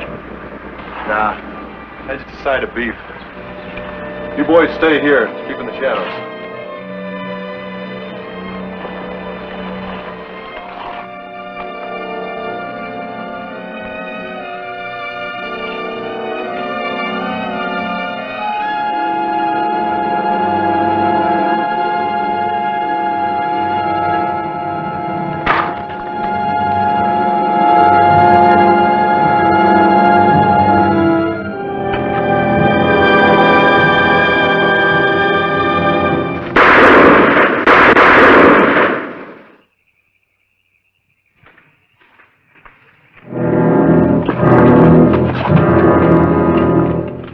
Billy the Killer is dead.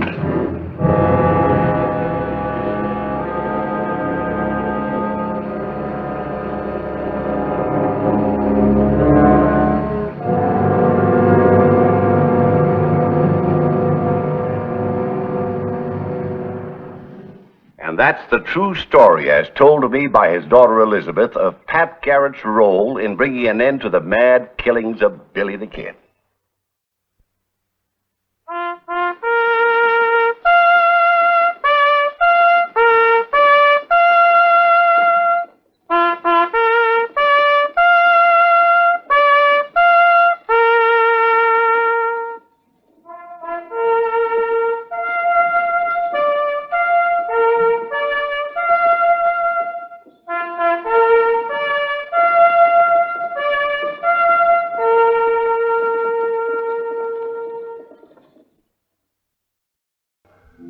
For our story tonight, we go back to the 1870s and the desert mining camp of Gunsight. A gunsight was never what you'd call an important camp, even in its heyday.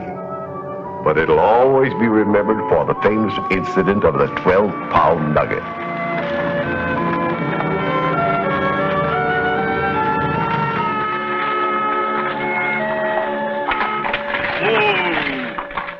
Into the line, miss.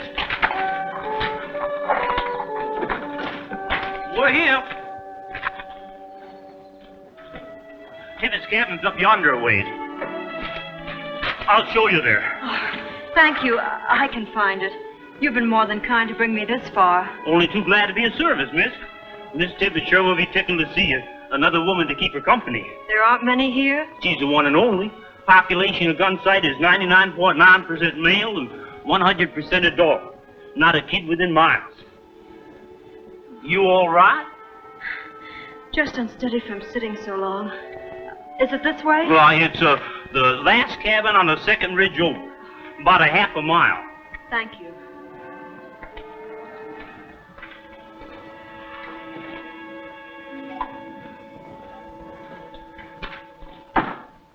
And then he yanked up his gun and let loose at me point blank. The bullet hit me in the ear, Judge. Most took my ear clean off. Let's see it. Well, danged if it ain't. You ought to be ashamed of yourself, aiming to kill a man and missing like that. Why, you're a public menace. I sentenced you to 10 hours target practice back at the store, 1/2 mile back. $4 court cost, $2 each. Good. Case dismissed. Ain't I entitled to no damages, Judge? Seems to me you got damage enough now, ain't you?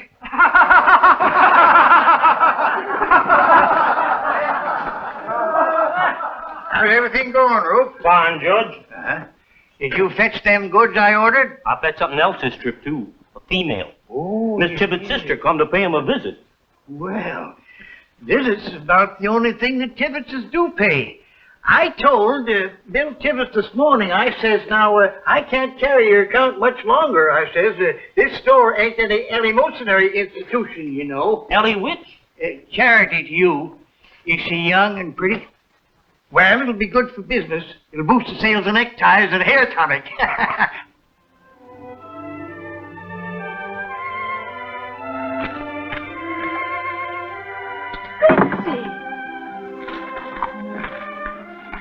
Oh, Clara, I'm so thankful to see you. Well, what in the world brings you here? Is Monty with you? No. Well, come on in.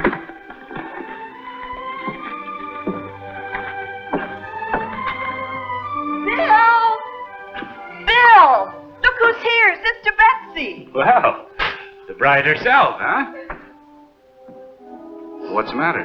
I think she and Monty have had a quarrel. Oh, it's much worse than that.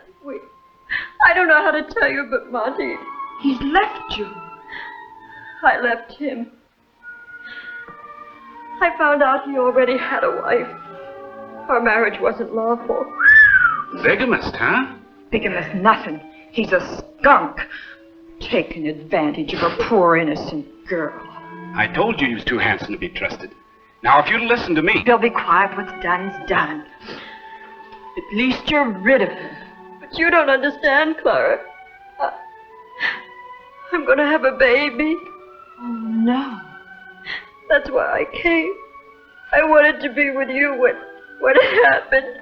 You mean you're going to have it here? Well, certainly. Where else? Well, a heck of a time she picked, with me barely able to scrape together enough for the two of us. Don't pay no attention to him, honey. Bill's kinda edgy these days. Had a run of hard luck. I shouldn't stay. Oh, nonsense. We're your folks. Gonna pack now and get some rest. You look plumb tuckered out.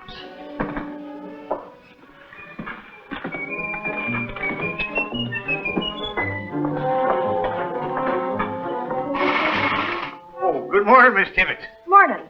A pound of coffee, please. Pound of coffee. Yes, ma'am. I was just grinding some. I understand from you got a sister visiting you. What else did he tell you?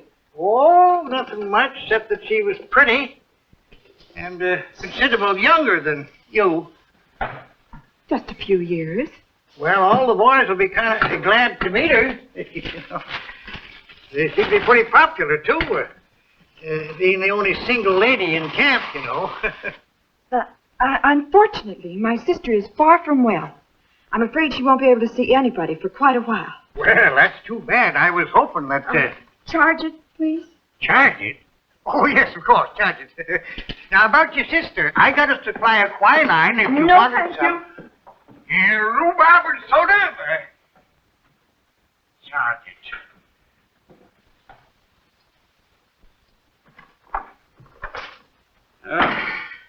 Baby clothes, huh? Yes, a wrapper. Well, hey, my long flannels. Clara said they were all worn out and I could cut them up. Well, I like that. Anybody would think that this is my kid, wearing my cut-down underwear. I'm sorry. Next thing you'll be making my shirts into blankets for the brat. Unraveling my socks to knit them into booties.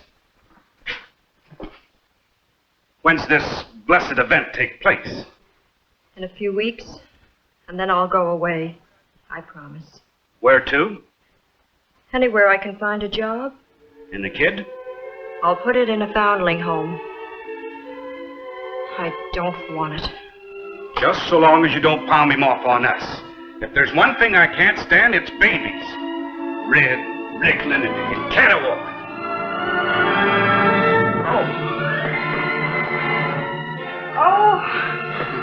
Oh, where's Clara? Get Clara, quick! Clara! Clara! Clara!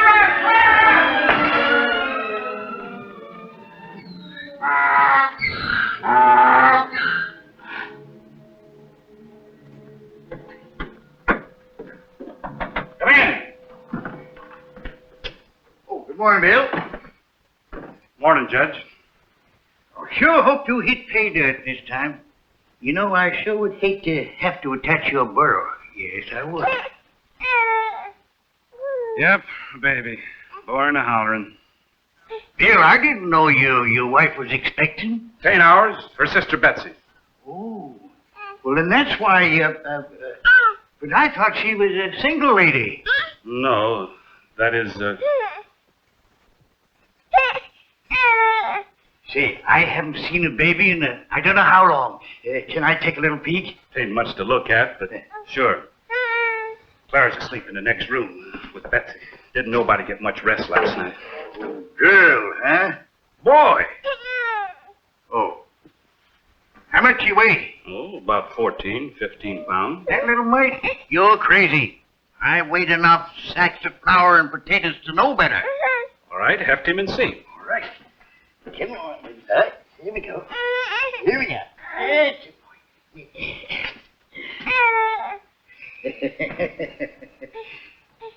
Why, not an ounce over 9 pounds. Here, let me heft him. All right. At least 13. Well, of course, there's a liquid and dry measure, you know. It could be. What are you doing? Picking up a newborn babe and playing ball with him. There, poor lambkin. We was just weighing him, and I say he weighs 13, 14 pounds, and the judge here claims that... He weighs 12 pounds even. And now I'm going to take you to your mother, precious. 12 pounds, eh? I wonder how she knows. She don't. She's only guessing. Say, how many of the boys around here know about this baby? None of them. And I'm going to have some fun. You stick around here. Well, what are you up to? You wait and see. A 12-pound nugget. Fine, healthy baby. I hoped you wouldn't live. That's downright wicked. I can't help it. I wish I was dead myself. Mustn't let him hear you say that. As if he'd understand. Babies sense things, even the tiniest. How come you know so much about babies, Claire, when you've never had any of your own? You don't have to have babies to know about them. And love them. All right, what else, Toby? I guess that's all, Judge. All right. Thank you.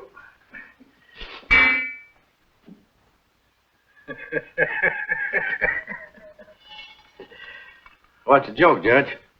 I was just thinking how much of this it would take to make 12 pounds. 12 pounds? Because that's the size of the nugget I saw this morning up to Bill Tibbetts' house. Bill Tibbett, a 12-pound nugget? That's right. I don't believe it. Well, I not only saw it, but I hefted it. Well, seeing is believing. I'm going up to his cabin. And me too. Hey, let's go. The rush is on. The judge told us it was really something. Can you see it, Bill? Will you give us a look at it? It'll cost you 2 bits apiece.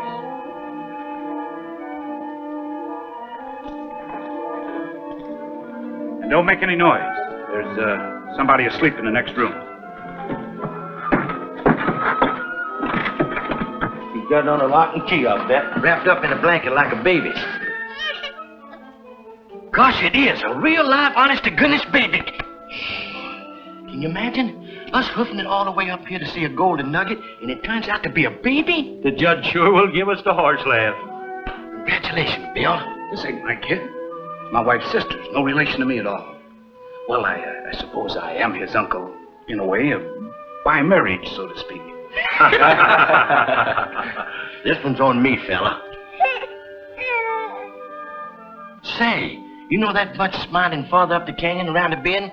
Well, I'm gonna drop the joke on them and tell them I've seen this 12-pound nugget, and it's the only one of its kind in the district. They'll come a-running, I'll bet. Come on, let's go.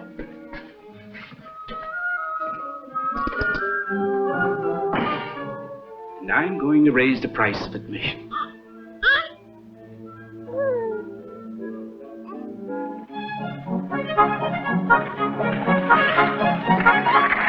Say, this bird's eye cloth for that baby must be important to go clear to Darwin after. What's it used for? Why, it's for... Well, you don't make bonnets out of it.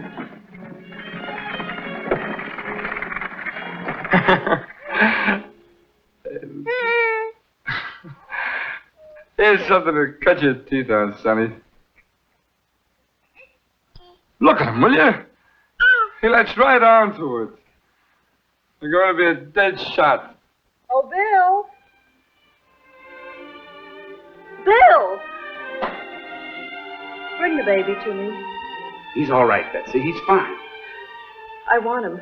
Bring him here. In just a little while. Now. And after you cut your teeth, son, you can pick 'em with this here, huh?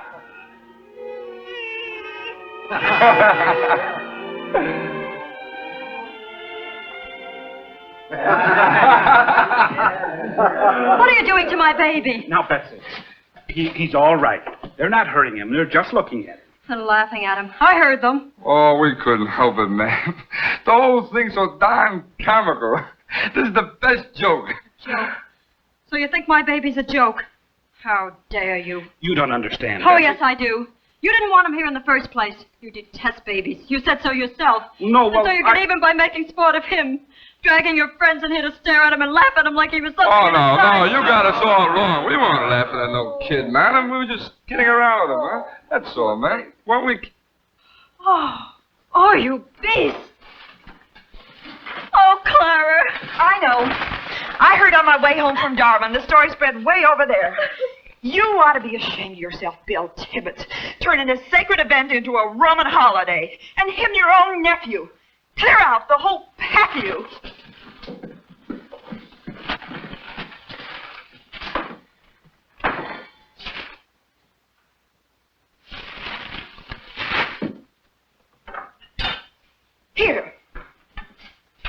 Please. And don't come back until you've located something with him.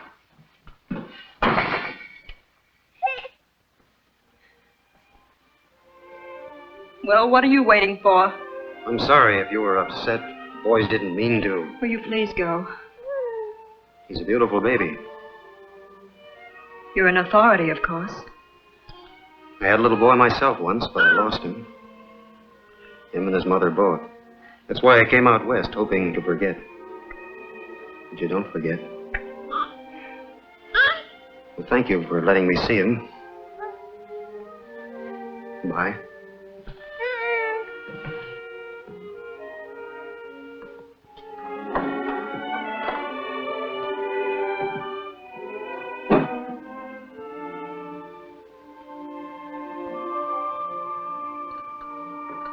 What am I going to do, Clara? We'll manage somehow.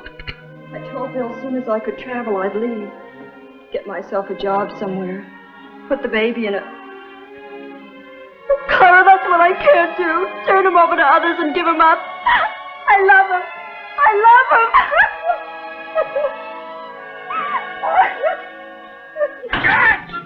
Judge Beery! Judge! Shut up, Bill. Court's in session. I struck it, Judge. You're disturbing the peace. Go! A whole crevice of it. All I had to do was pick it up. Eureka! I'll be back later to get it weighed after I show it to the missus. Come on, boy! Come on! Ain't forever killed him. Don't forget, I drumstick you.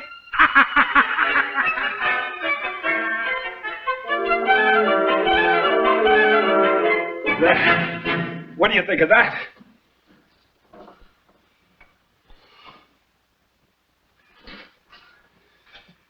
You sure brought me luck, baby. Happy birthday to you. And don't you let it run through your fingers like some men I know. Now, Claire, you go get your digging shoes on, sweetheart, and I'll take you up and show you my claim.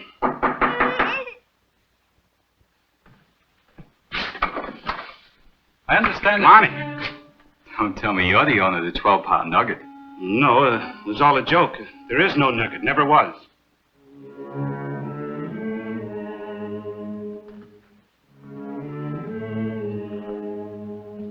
So this is where you've been hiding, huh? Hoping never to see you again. Well, picked a pretty good place, I'd say. What is it? A boy? Pawn with a gold nugget in his hand, huh? Congratulations, little Monty Warner. His name's not Monty. No Warner either. He's my son, ain't he? Worse luck. But you've got no claim on him. You married Betsy under false pretenses. You already had a wife. Oh, I can make that all right. Divorce number one, and then I'll... I'll never go back to you, even if you were the last man on earth. And you'll never have this baby. Do you understand? He's mine. All mine. Maybe the courts will decide different. You wouldn't. Oh, wouldn't I? I'm going to hunt out the nearest judge and bring charges. You won't have far to go. There's one right here in Gunsight. Good. Judge Beery, down at the store. All right, I'll take care of that little matter right now.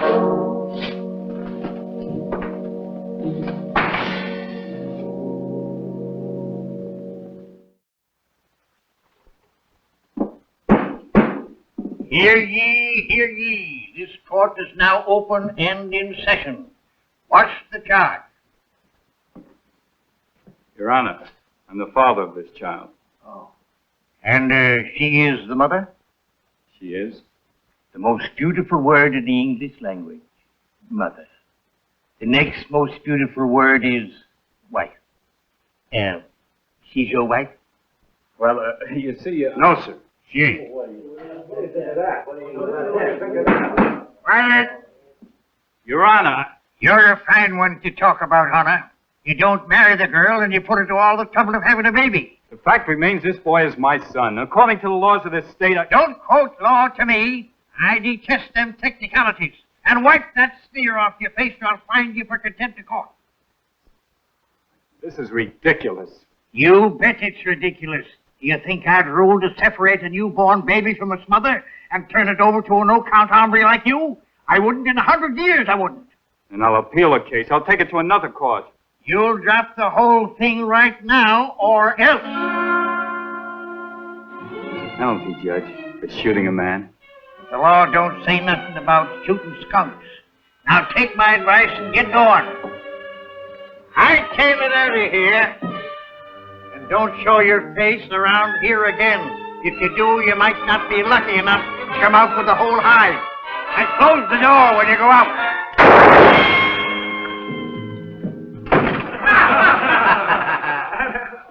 You sure told him off, Judge. Did he have any lawful claim?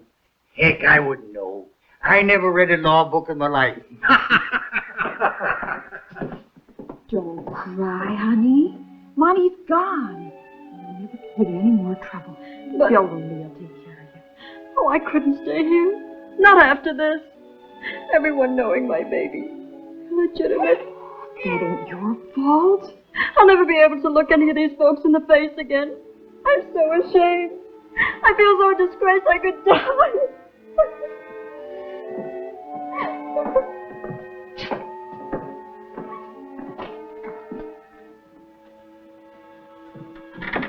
I didn't dig very deep, but I got a hunch it's going to be the richest strike ever made in this territory.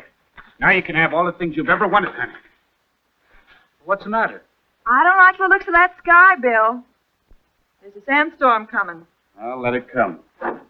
There's plenty of spots around the mine where we can hold up. What about Betsy? She's all right here in the house.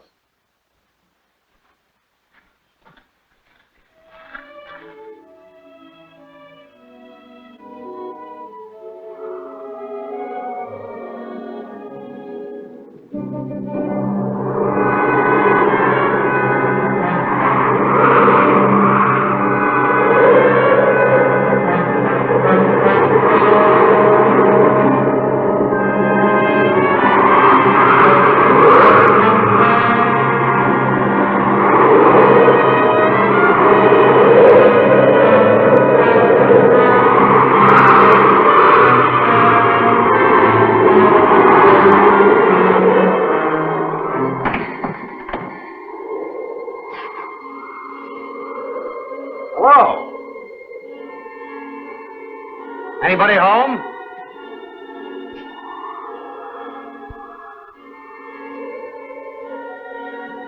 Clara, Bill, forgive me for leaving this way, but it will be easier for all of us. God bless you for helping me as you have.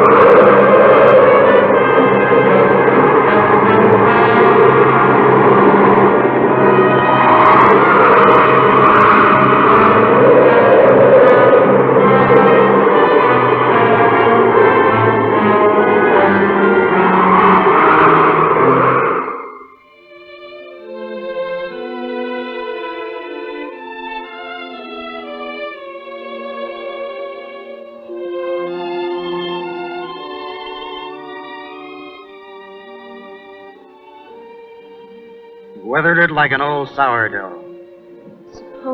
Suppose you hadn't found us. I was bound to. But this is what I've been looking for a long time.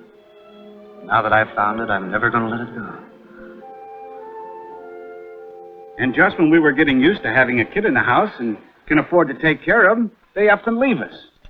Of course, I reckon you'll be mighty glad to be rid of all this extra wash. Won't be rid of it for long, Bill. You mean they're coming back soon? Nope. Then whose things will you be washing? You just think about it for a while and see if you can't think of the answer. Clara! Boy, Boy, oh boy, I bet ours will be a 15-pound nugget. Yes, sirree, a 15-pound nugget.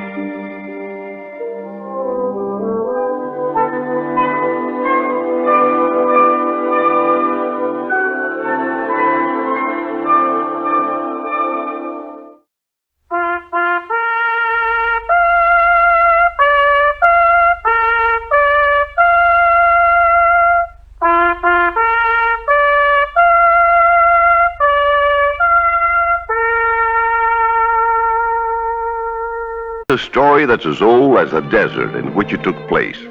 Every woman who hears it will say to herself, I know just how Cynthia felt. And every man will wonder a little uneasily, am I like Zeb?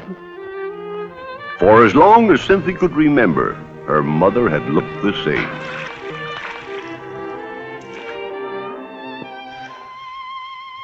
Let's go tell your ma, Cynthia, and find out how soon we can get married.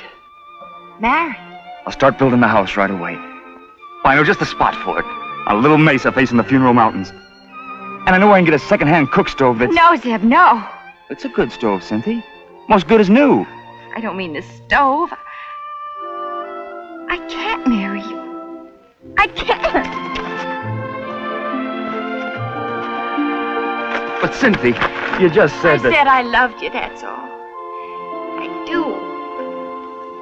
I can't marry a desert man. Well, what's wrong with the desert? Cynthia. You better get on with your washing. Yes, Ma. There's your answer, Zeb. If I stay here, I'll be just like her. Old before my time and faded and tired. With nothing to look forward to or remember. Nothing to make me want to keep on living. I couldn't bear it. Well, your pa's just played in bad luck, that's all. He's been lucky as most prospectors. How many make more than a scratching living? I'm going to strike it rich. Oh, things will be different with us. All my life, I dreamed of marrying a city man. With lots of money who'd take me away from the desert. Buy me pretty things. Do you know I've never had one pretty dress in my whole life? Just these old calicos. You couldn't look more beautiful if you was dressed up like the Queen of Sheba. Once I saw a picture of a dress in a San Francisco newspaper. A lady wore it to a ball. The dress was silk. Lavender silk. Like the shadows on the hills at sundown. It was all trimmed in real lace. That's the kind of dress I'm going to have. Oh, Zeb, I don't want you to think I'm one of them selfish, grabby girls. I don't mind plain living and hard work. I was brought up on it. It's only that I want something else besides. A few pretty things. Some fun. Just to go to a dance once in a while. See bright lights. Hear music. Folks laughing.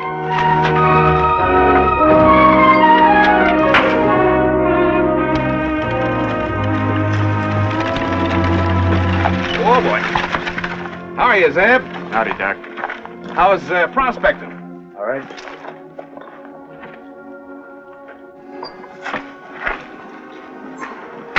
Hello, Dr. Hartford. How are you, Cynthia? Fine. I thought I'd drop by and see how your mother was getting along.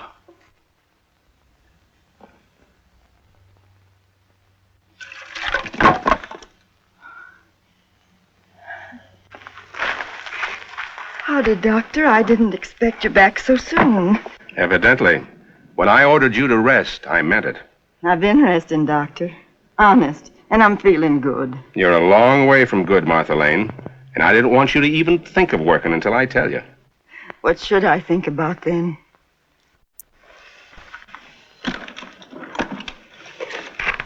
Things like this. Flowers. Well, I declare. You bought them? In town? They're beautiful. But you shouldn't be spending your hard-earned money on trifles, Doctor. Trifles? You know the poet's advice.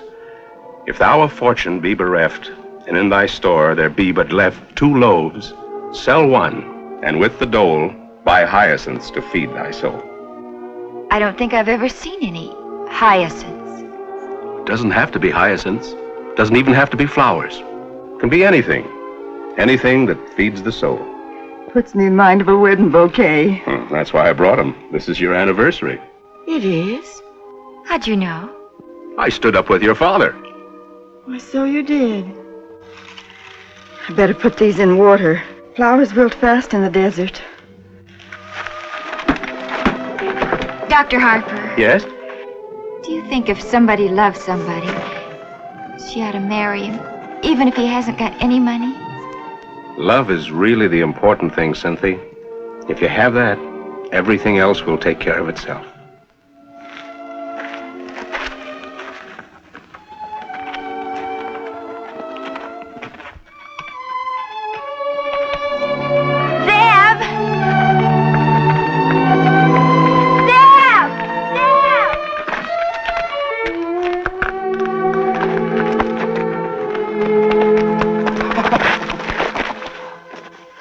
I'll strike it rich, Cynthia. I'll strike it rich. When I do, I'll give you all the things you ever wanted.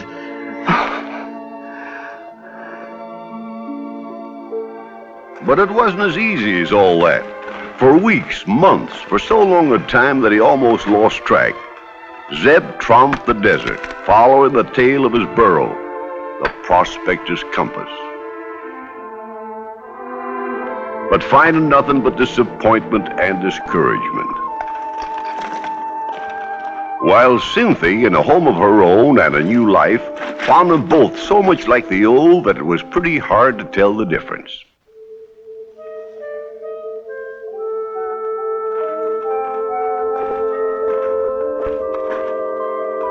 Then one day in a canyon in the Death Valley region,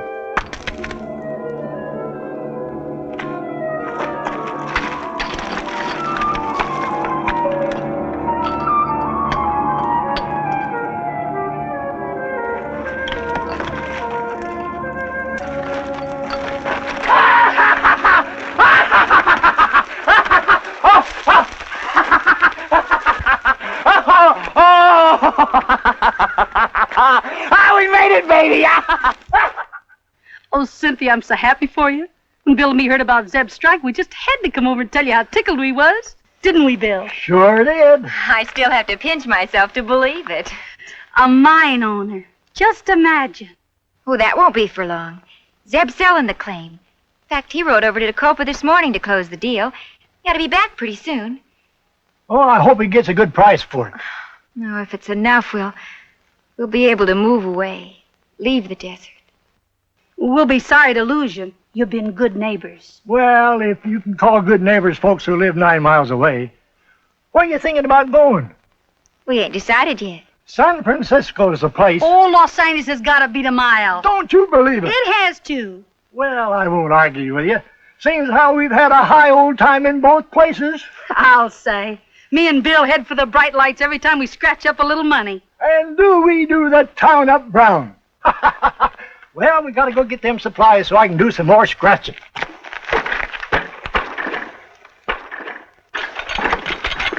up! Give Zeb our congratulations. I will.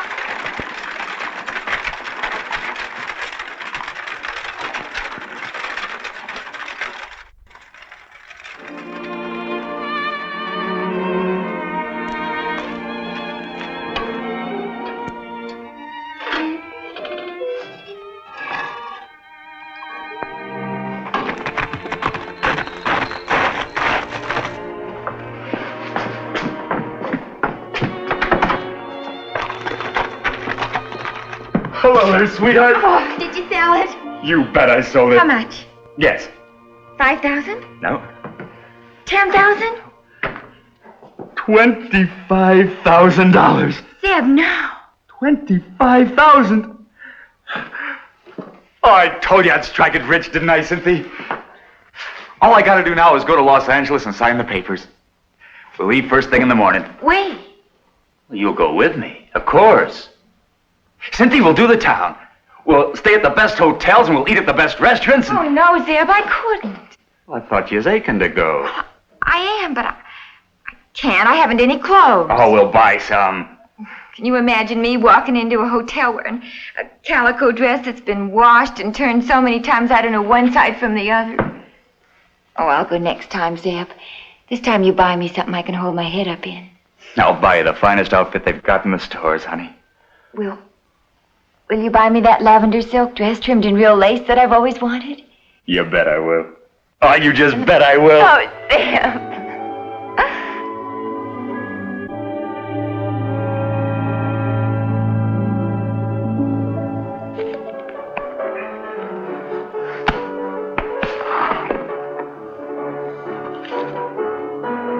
You got anything smaller than a $100 bill, mister? Afraid not. This is too big for me. Well, I don't know what I'm going to do. Here, I can change it. Ah, don't bother. The drink's on me. Oh, no, I won't hear of it. I'm well heeled. I just sold a gold mine. Is that so? Well, congratulations. This calls for a celebration. Set up another round, Johnny. And none of that cheap belly wash. Break out that stuff we serve important men from out of town. Yes, sir.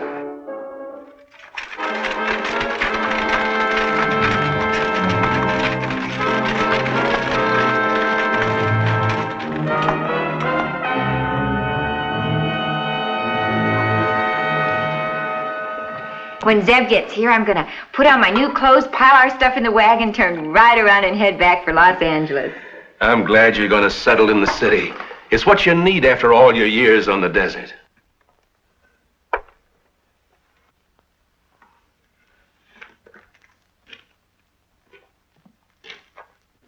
It's all so wonderful, I can just hardly believe it. Didn't I tell you if there was love, Cynthia, your dreams would come true? Zeb! Oh, I'm so glad to see you. I thought you was never coming. I've been packed for 2 days. Did you get the money? Yeah. I got it. Did you get my lavender silk dress?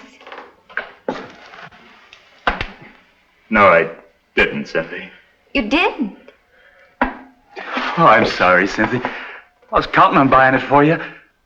Counting on giving you all the things you've been wanting. Zeb, what's wrong? I lost the money. Lost it? All of it.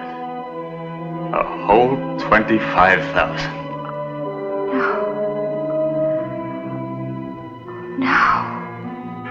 I cashed the check just to see how it would feel to carry around $25,000. After never having enough even to rattle in my pocket. I was going to put it in the bank the next morning. And then I got drunk. I didn't mean to. I was merely aiming to take a couple of drinks. Then I met the 2 fellas. When I come to, I was in a hotel room and all my money was gone.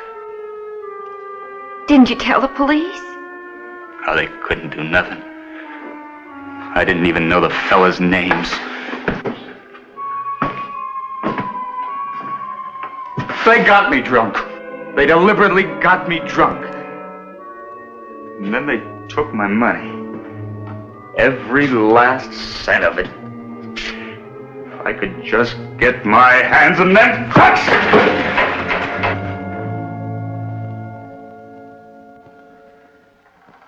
Oh, it was my own fault anyway. I should never have taken up with him. Oh, Cynthia. Cynthia, will you ever be able to forgive me? I'll make another strike. Honest, I will. I'll start looking for it today. Well, there's lots of gold out there, and I'll find it. I'll find it just for you. When I do, I'll buy a dozen silk dresses. Poor Sam. Poor Sam. The search went on. Relentlessly, Zeb drove himself, stopping only to rest his burro, or when he himself was staggering with exhaustion. His reward was meager. A few nuggets, a little yellow dust. Just enough to keep body and soul together, to start him again on the tantalizing, heartbreaking trail. I don't suppose there's a day goes by but what he doesn't think about that 25,000 he lost. It wasn't lost. It was stolen.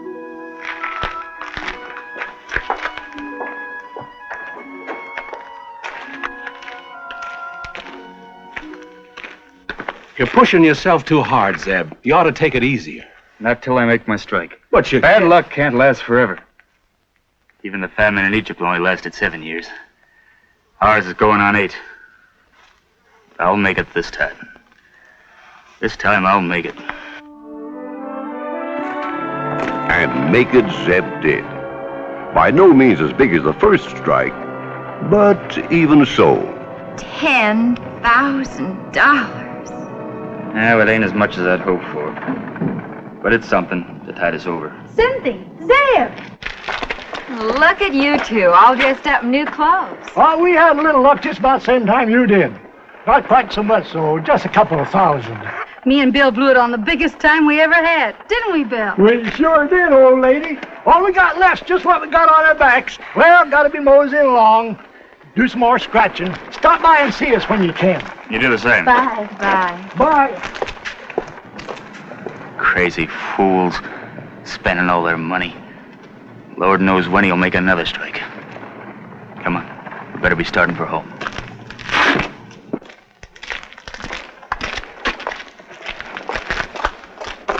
Zeb, aren't we gonna celebrate? What's there to celebrate for? 10,000. How long do you think that'll last? Price is sky high on every day. We could spend a little of it. We've spent plenty as it is.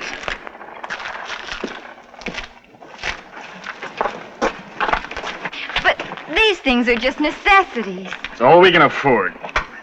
Zeb, we've always managed somehow to get what we needed, but we've never had anything that was really pretty. Made you happy just to look at it. Like maybe a lavender silk dress. Are you still harping about that? What would you do with such a dress if you had it? You ain't got no place to wear it. Cynthia, I'm scared. Scared I won't make another strike for another 7 years. This money will keep us going. It'll give me a chance. Why, this is just a drop in the bucket to what's out there in the desert. And I'll find it. I know I will. And when I do, I'll buy you a carload of silk dresses and take you to Europe. Honest, I will. You're right. If I had the dress, I wouldn't have nowhere to wear it. Oh, that's my Cynthia. But I could look at it once in a while.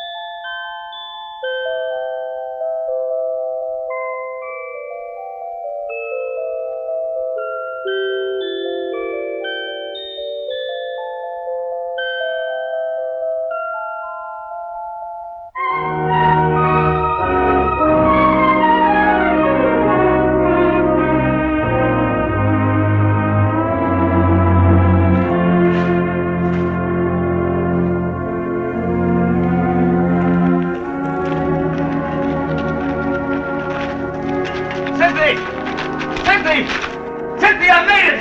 I made my strike! The one we've been waiting for! Cynthia! Cynthia, where are you?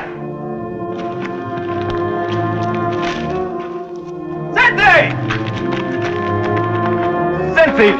Where are you going? Cynthia! There's nothing over there but desert and mountains. Where are you going? I'm going over to those shadows. They're so pretty and laughing.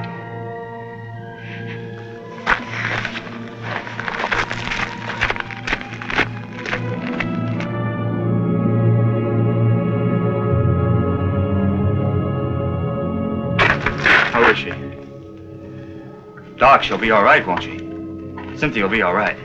She's a very sick woman, Zeb. What's the matter with her? The heat? Partly.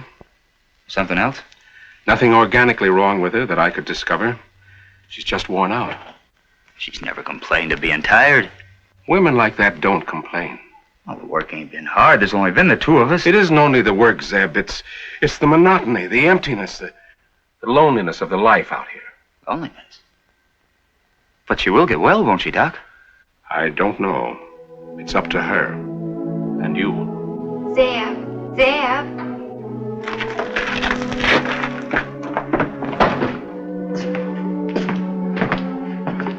How you feeling, honey? Like I'd like to sleep forever and ever. Cynthia! Now, don't you talk like that. You're going to get well. Well, you gotta, honey.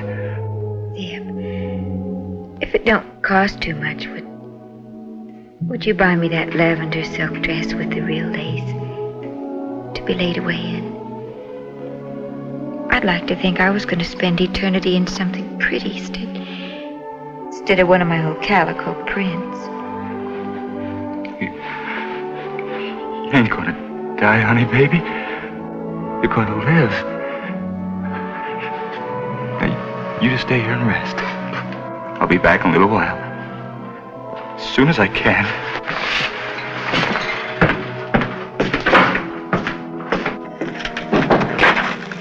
You stay with her, Doc. I'll be gone maybe a couple of days. You stay with her until I get back.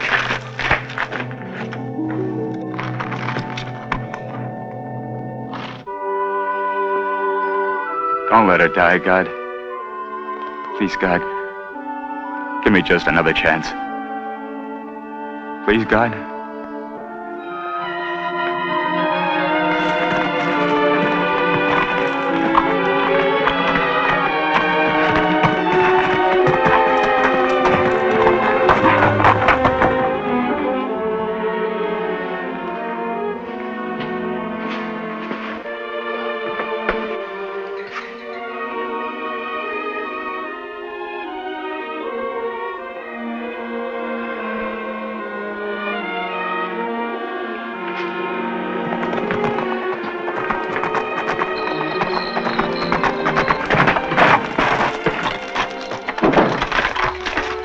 How is she? Just about as you left her.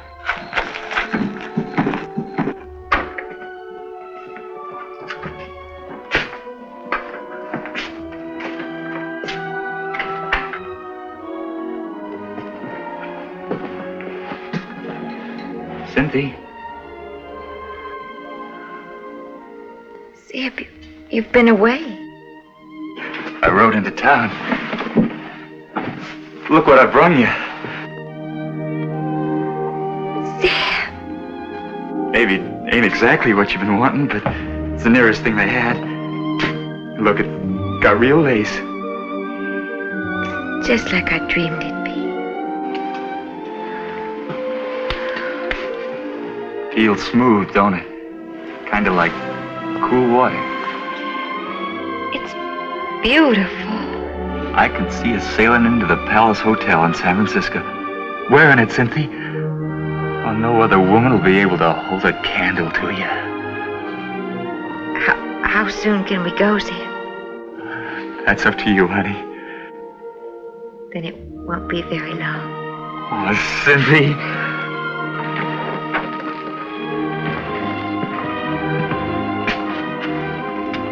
If thou of fortune be bereft, and in thy store there be but left 2 loaves, sell one, and with the dole, buy hyacinths to feed thy soul.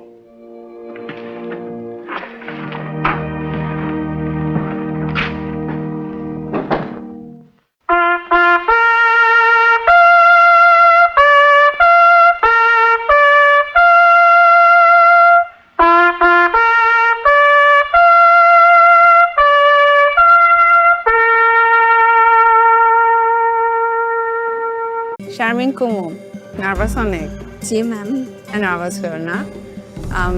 তোমার খাবারের presentation খুব সুন্দর, আমার খুবই ভালো লেগেছে। মানে মূলা দেয়া কমপ্লিটলি ডিফারেন্ট একটা সালাড আমি আমার লাইফে খেলাম, এটা খুবই ভালো। এবারে জয়পুর হাটের কুমু আপনার ফুড নিয়ে চলে আসুন।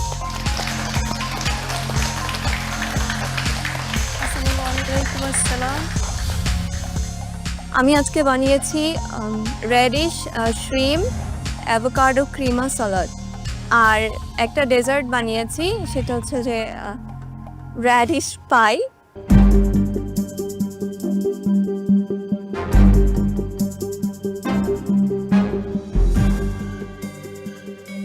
আমি যখন আজকে আপনার স্টেশনে গিয়েছি, ইউ ওয়ার ভেরি নার্ভাস। আমার আপনার জন্য ভয় লাগছিল যে আপনি শেষ করতে পারবেন নাকি পারবেন না। From that to presenting this, hats off to you. এটা this looks really nice. I think it's a very smart concept. এটা সুন্দর হয়েছে। অ্যাবাউট দিস, আপনি যখন এরকম একটা ডিশ প্রেজেন্ট করবেন, ডিশটাকে এক্সপ্লেইন করতে হবে যে উপরে এটা ভাঙতে হয়, break it on top of the pie, এটা বলে দিবে। শারমিন কুমু নার্ভাস অনেক? জি ম্যাম। নার্ভাস হও না। তোমার খাবারের প্রেজেন্টেশন খুব সুন্দর, আমার খুবই ভালো লেগেছে। এইটা খুবই মজা, মানে অন্যরকম, এবং এর আগে কখনো এই ধরনের আমার খাওয়া হয়নি। মূলার ফ্লেভারটাও আসলে বোঝা যাচ্ছে না, সো এটা খুবই ভালো লেগেছে আমার। আর ডেজার্ট যেটা, ওইটা আসলে নিচের পার্টটা অনেক হার্ড, মানে ওটা আসলে খাওয়া যাচ্ছে না, বাট উপরে যেটা আছে ওইটা ভালো। সো সব কিছু মিলিয়ে ফাইন। স্মাইল। Thank you. সালাদের যে আইডিয়াটা আপনি করেছেন, এটা খুবই ইনোভেটিভ, নিউ, অ্যান্ড অ্যাভোকাডো, তার মধ্যে হচ্ছে আপনার শ্রিম, কি কি এটার সাথে যায় অ্যাকচুয়ালি, তার মধ্যে মানে মূলা দেয়া কমপ্লিটলি ডিফারেন্ট একটা সালাড আমি আমার লাইফে খেলাম, এটা খুবই ভালো। এই সালাদের বাইরে আমি মানে আপনার যদি ডেজার্টটা নিয়ে বলি, একদম অপোজিট। আপনি নিজেই বুঝতে পারছেন যে সাইডটা অনেক বেশি হার্ড হয়ে গেছে, তো এটা পারফেক্টলি হয়নি। Thank you. সবাই একটা প্রশংসা করেছে, আমারও ভালো লেগেছে, বাট আরেকটা একেবারেই হয়নি। তুমি পাই সেলটা করতেই পারোনি। কস্টিংয়ে ভুল আছে কুমু। shrimp and avocado, there is no way this is 10 টাকার avocado. Anyway, it's not your day. What you can do is hope যে বাকিদের স্কোর কম হয় to save you today, because at this platform, at this stage, this is not what can get you to the next round. Thank you. Thank you, sir.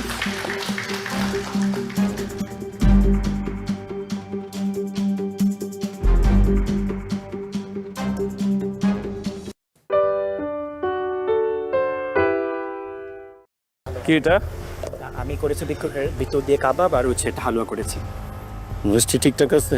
হ্যাঁ, আমি চেষ্টা করছি আপনাকে মিষ্টি মুখ করার জন্য। কি রান্না হচ্ছে? বিটরুটের লাড্ডু আর সাথে আছে আমার বিটরুটের momo.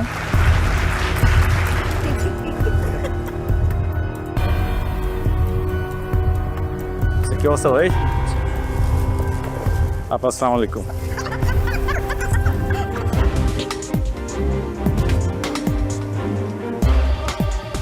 I am really worried দিবার জন্য। ওর একটা নষ্ট হয়ে গেছে। একটা ফুল নষ্ট হয়েছে। ফুল বুঝতে পারেন, ফুল পুড়ে গেছে। ডেজার্ট। অ্যান্ড আমি যখন ওকে জিজ্ঞেস করছি দুটো হবে তো, দুটাই মনে হয় সে। তামান্নারটা আমার কাছে অনেক ইন্টারেস্টিং মনে হয়েছে। তামান্না একটা তিবেতের স্যুপ করতেছে বিটরুট দিয়ে, ক্যারট দিয়ে হয় ইউজুয়ালি, ওটাকে বিটরুট দিয়ে করতেছে। ভালো তো। হ্যাঁ, ভেরি নাইস অল্টারনেটিভ। লিনা করতেছে একটা ডাম্পলিং, সুন্দর।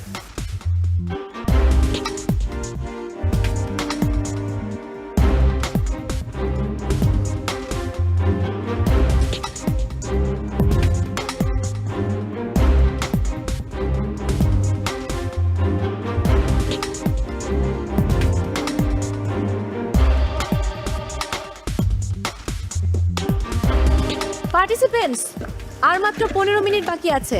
এই 15 মিনিটের মধ্যে আপনাদের কুকিং কমপ্লিট করতে হবে, এরপর প্লেটিং, কস্টিং এবং kitchen cleaning. Please hurry up.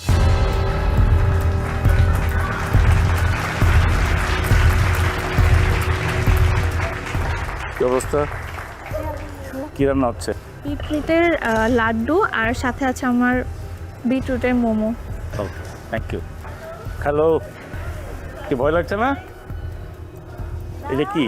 এটা হচ্ছে একটা সালাদ, যেটা হচ্ছে চিজ আর বিভিন্ন রকম ভেজিটেবল দিয়ে। এটা হচ্ছে যে আমাদের বিটরুটের যে মানে একটা ব্যাড একটা ফ্লেভার থাকে, এটা আমি হচ্ছে স্ট্রং ফ্লেভারটা খুব ভালো করে বয়েল করে ভিনেগার দিয়ে তৈরি করে দিই। Thank you. কি অবস্থা ভাই? কি এটা? আমি করেছি বিটরুট দিয়ে কাবাব আর হচ্ছে একটা হালুয়া করেছি। মিষ্টি ঠিকঠাক আছে? হ্যাঁ, আমি চেষ্টা করছি আপনাকে মিষ্টি মুখ করার জন্য। Thank you. ওকে, আসসালামু আলাইকুম। আরে বাহ, ওয়ালাইকুম।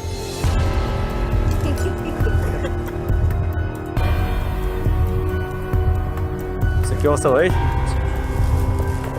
আপা আসসালামু আলাইকুম।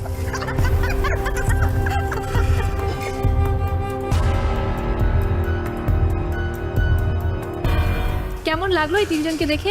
প্রথমে যখন ঢুকি তখন আমার ভিতরে একটা ভয় ভয় করছিল, এবং আমি এদের কথা চিন্তা করছিলাম এদের না জানি কতটা ভয় করছে। হ্যাঁ, ফাইনালি আমরা আমাদের আজকে অতিথি বিচারককে পেয়ে গেলাম, খুবই ভালো লাগছে। প্রোডাকশন, একটা চেয়ার লাগবে মঞ্চে। না চেয়ার লাগবে না, অনেক দূর থেকে এসেছি, অনেকক্ষণ গাড়িতে বসেছিলাম, কোনো অসুবিধা নেই। ওরা বসুক, তোমরা বসো। না না, আমরা দাঁড়িয়ে আছি, আপনি চাইলে দেখে আসতে পারেন। এটা কি? এটাতে মোচাটা দিয়ে হচ্ছে করা হয়েছে, গরু মাংস আর ডাল দিয়ে ভুনা করা হচ্ছে কিমা দিয়ে। এটাতে কি মোচা? আর মাত্র 5 মিনিটস বাকি আছে, অনলি 5 মিনিটস। দিবা হ্যাজ নো আইডিয়া কোনটা মোচা কোনটা থয়। অসিত, জি স্যার। কি বানাচ্ছেন আজকে? আমরা আজকে করছি থোড় দিয়ে চিংড়ি দিয়ে একটা কোফতা কারির রসা। মানে কারি আর রসা তো একই জিনিস, তো আমি রসা বলছি কারি না বলে। বাংলা কুইজিন নিয়ে কনফিডেন্ট না? হ্যাঁ, কনফিডেন্ট। আপনার কি হচ্ছে, কেমন লাগছে? যে আমাদের যেহেতু ডিসাইড করা হয়েছিল একটা কারি হবে অ্যান্ড একটা ভর্তা হবে, সো আমরা আরেকটা সাইড ডিশের সাথে রেখেছি আপনার মোচা দিয়ে শুটকি দিয়ে একটা ভর্তা করেছি। 12 মিনিটের মতো বাকি আছে। হ্যাঁ জি জি শেফ, আমাদের কাস্টিং 3টা বাকি। জাস্ট এই যে সার্ভ করবেন, ক্লিন করবো। Good luck.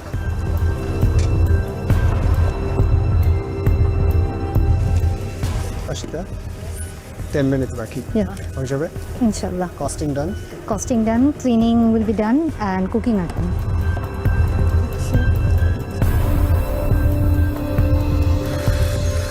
তো এখনো শেষ হয়নি, আর 11 মিনিট বাকি আছে, ইনশাল্লাহ হয়ে যাবে। যেহেতু তোমার কোপ্তা ভাজাটা হয়ে গেছে, এই গ্রেভিটাও রেডি, জাস্ট এটাতে ডিপ করবো। 2 মিনিট প্রেজেন্টেশন। জি, কস্টিং ফাঁকে করছি আমরা, প্রায় হয়ে গেছে।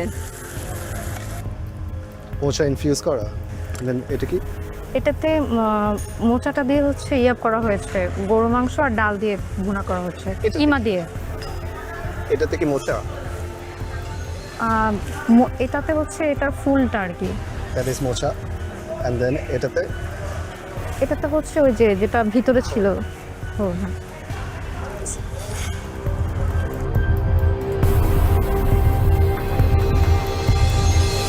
পার্টিসিপেন্টস, আর মাত্র 10 মিনিট বাকি আছে, মাত্র 10 মিনিট। এই 10 মিনিটের মধ্যে আপনাদের প্লেটিং কমপ্লিট করতে হবে, কস্টিং করতে হবে, সেই সাথে কিচেন ক্লিন করতে হবে।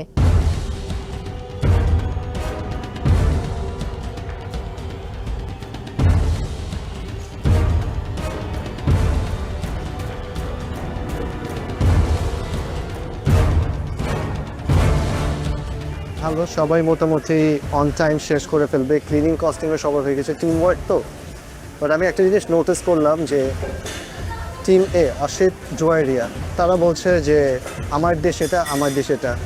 সো ওই জিনিসটা ক্লিয়ার করে দিলাম যে আমার দেশ আমার দেশটা, this is a team work, দুটো দেশ আমাদেরই হবে। সাইমা অ্যান্ড লাকির মধ্যেও দেখলাম যে বন্ডিংটা খুব একটা স্ট্রং মনে হয় নাই, রীতিমতো ঝগড়া করতেছে তারা, বোঝা যায় দূর থেকে দেখে। এখনো কথাবার্তায় বলে যাচ্ছে। আবার একটা ইন্টারেস্টিং জিনিস কি জানেন, দিবা হ্যাজ নো আইডিয়া কোনটা মোচা কোনটা থয়। জিজ্ঞেস করতেছে যে এটার নাম জানি কি, যে ফুলটা। বাট ইন্টারেস্টিংটা is they are the only counter যারা নাকি সুইট রেসিপি করতেছে। এই মোচা আর এই থোরটা দিয়ে হ্যাঁ, থোরটা দিয়ে একটা স্পাইসি সেভরি কিছু একটা অনেক ইন্টারেস্টিং। কিচেন কার ক্লিন আছে না আছে দেখতে হবে একটা। এই সাইডে মোটামুটি সবাই ক্লিন। এখানে আমি দেখলাম যে ইভা আর তামান্নারটা একটু স্লাইটলি ক্লিন না, সেজতি আর কুমোর স্টেশন একদমই ক্লিন না, এখন অনেক বাকি। পার্টিসিপেন্টস আর মাত্র 5 মিনিটস বাকি আছে, অনলি 5 মিনিটস। এর মধ্যে আপনাদের সব কমপ্লিট করতে হবে, প্লেটিং, কস্টিং এন্ড ক্লিনিং।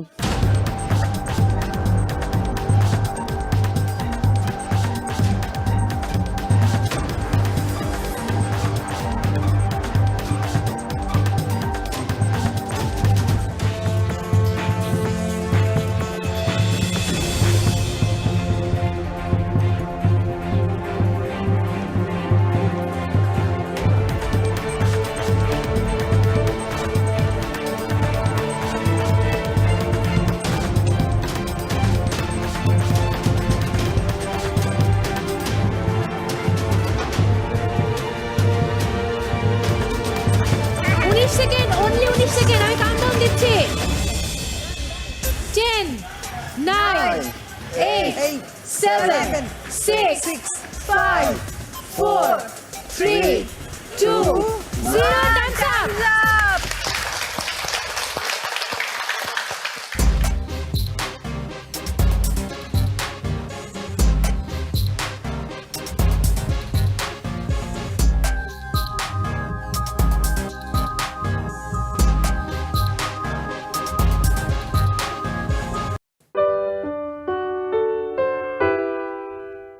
এই লাল কাপড়ে মোড়ানো রহস্যটা আমরা উন্মোচন করতে চাই। শেফ নাইম আশরাফ, প্লিজ একটু হেল্প করুন। দেখতে চাচ্ছেন কি আছে? অবশ্যই, কারণ এই রহস্য জানার জন্য আমরা সবাই অধীর আগ্রহে অপেক্ষা করে আছি।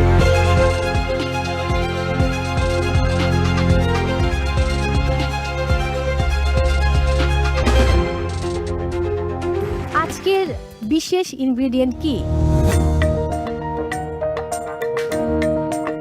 মো, হ্যাঁ, তোমার কাছে কি মনে হয়? আমার গেস করতে একটু প্রবলেম হচ্ছে।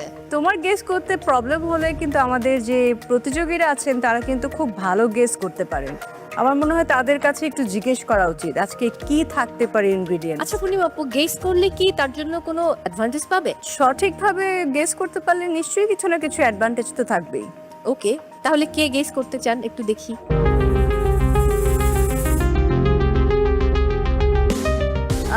Shafayet, guess king. আমি আসলে কোনো কিছু গেস করতেছি না, যেহেতু আমাদের চ্যালেঞ্জটাই হচ্ছে এই তো বাংলার স্বাদ, অবভিয়াসলি বাংলা আমাদের ট্রেডিশনাল কিছুই হবে। আচ্ছা, তামান্না হাত তুলেছিল। ইনগ্রেডিয়েন্টস গেস করতে হলে করবো না, যদি গেস করার পর ওটা চেঞ্জ করে দেয় তাহলে তো সমস্যা। নিশাদ খুব হাসছেন, কি রয়েছে আজকে?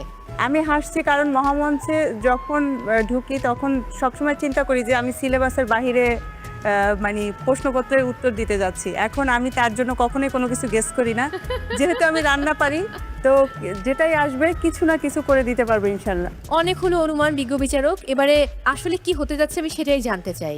ওয়েল, কেউ যখন গেস করতে পারছে না, দেরি না করে আজকের স্পেশাল ইনগ্রেডিয়েন্টসটা নিয়ে আসা হোক। যথা আজ্ঞা, তার মানে টিম আজকের ইনগ্রেডিয়েন্টস নিয়ে আসুন।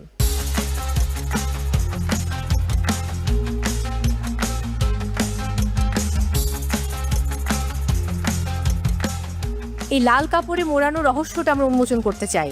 শেফ নাইম আশরাফ, প্লিজ একটু হেল্প করুন। দেখতে চাচ্ছেন কি আছে?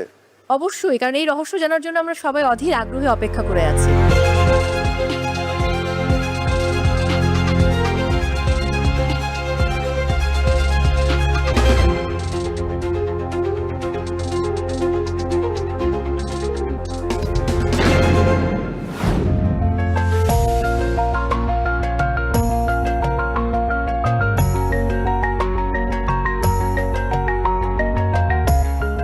পার্টিসিপেন্টস, আজকের আমাদের মেইন ইনগ্রিডিয়েন্টস এটাই, কচুর ডগা আর কচুর মুড়। গত পর্বের মতো এক্স্যাক্টলি সেমভাবে আমাদেরকে আজকেও দুটো রেসিপি বানাতে হবে, সাথে আপনারা যদি চান কমপ্লিমেন্টারি অর সাইড ডিশ একটা বানাতে পারবেন। Time will be the same, 1 hour cooking time and 15 minutes for grocery. Is a team work, team bonding form করবেন, টিমে কাজ করবেন, দুটো প্রপার ডিশ নিয়ে আসবেন, you will get the marks. Participants, আমি বলবো এই যে কচুর মূল এবং ডগা দিয়ে যেটাই রান্না করো না কেন তোমরা, এর ফ্লেভারটা যেন পাই এবং ফিলটাও যেন আমরা যখন খাবো বাইটে বাইটে পাই, এই জিনিসটা মাথায় রাখতে হবে। ডিয়ার পার্টিসিপেন্টস, আপনারা সবাই নিশ্চয়ই বুঝে গেছেন আপনাদেরকে এমন প্লেটিং করে নিয়ে আসতে হবে যেখানে আমাদের থিমের সাথে প্লেটিং যাতে ম্যাচ করে। এই তো বাংলার স্বাদ, আমরা যাতে প্লেটিংয়ে এই তো বাংলার স্বাদটা পেয়ে যাই। এবং সেই সাথে আরেকবার মনে করিয়ে দিতে চাই, গত পর্ব এবং আজকের পর্ব, দুই পর্ব মিলিয়ে কিউমুলেটিভ স্কোরে যে বটম টিম থাকবে তাদেরকে এই মঞ্চ থেকে বিদায় নিতে হবে। মাই ডিয়ার পার্টিসিপেন্টস, আজকেও তোমরা কোনো মেন্টরস টাইম পাচ্ছ না, কাজেই যে যার মতো টিম বিল্ড করে কাজ করতে হবে। Best of luck all of you.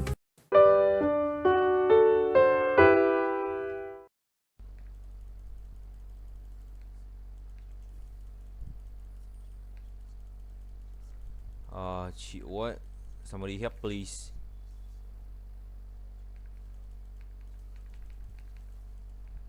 Không ai lên thì bỏ thôi chứ còn gì nữa.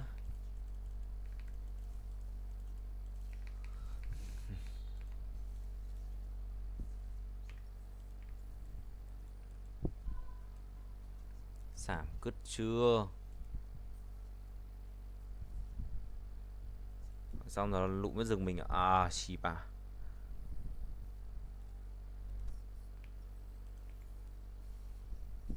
Chúng mày cứ dừng ra tí đánh mày chết.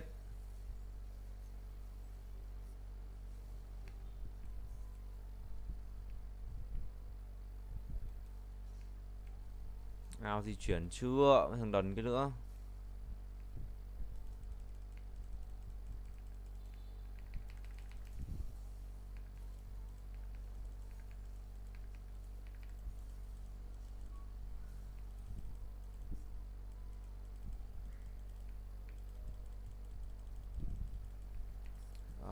Ao di chuyển tới mai ăn.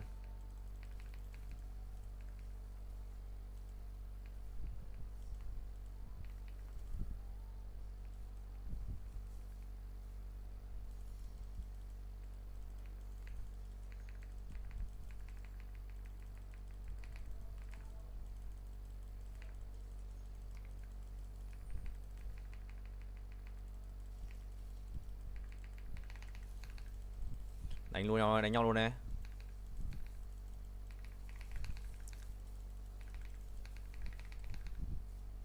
Okay, I can't see anything but still okay buddy. Ngu.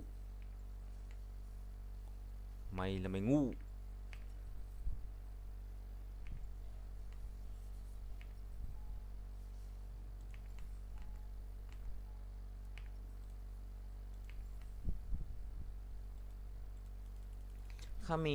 Coming for the dragon brickly. Một người con gái tít.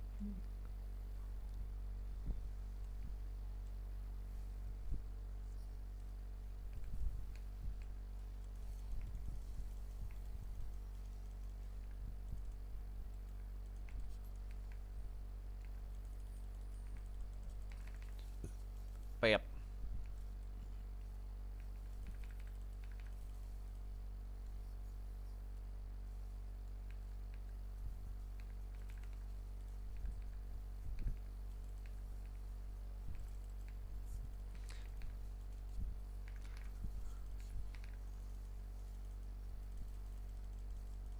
Từ từ nào.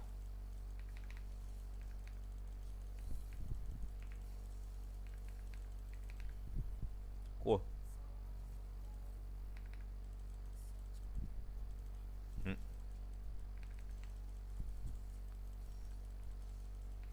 Chịu rồi Bri.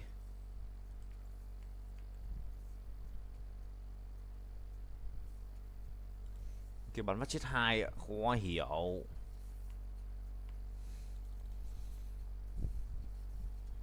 Đánh ích kỷ ích cứt ạ.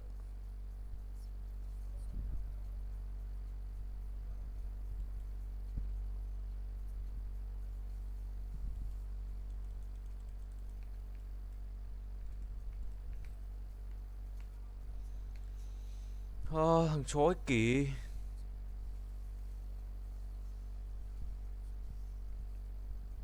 Xong lại chết tiếp. Gì.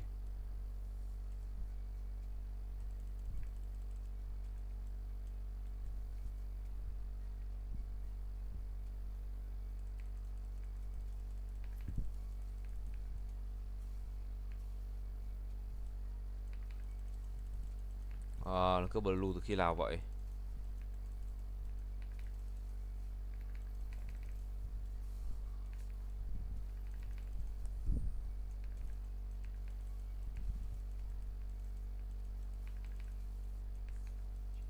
Team bị ảo quá mà.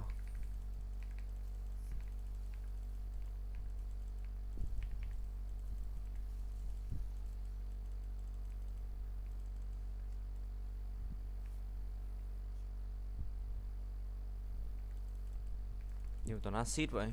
Vừa mãi mới bú được một mạng ạ.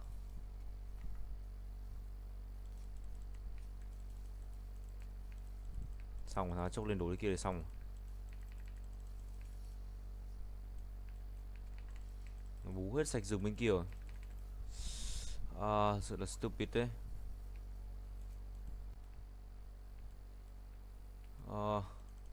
Thằng này so useless.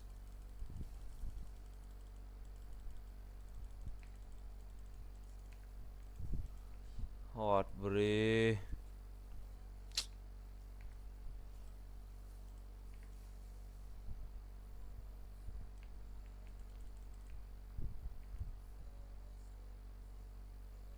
Mít mình có phế đâu nhở?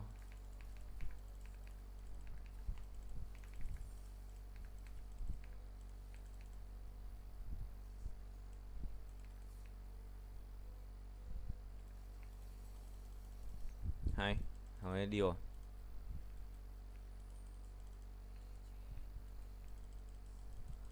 Chẳng này vậy đâu.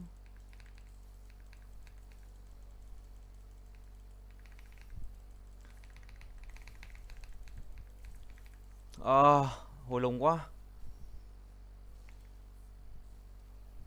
Bẹp. Hai. Tốt, thằng kia lại chết ở bên dưới rồi.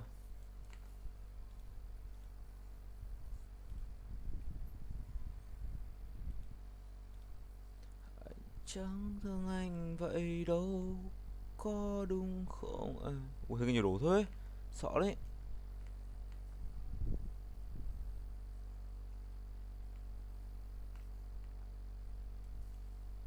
Oh no, bro farming my jungle.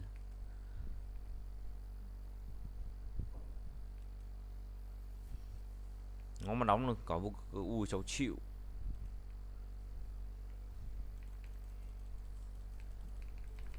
Pẹp.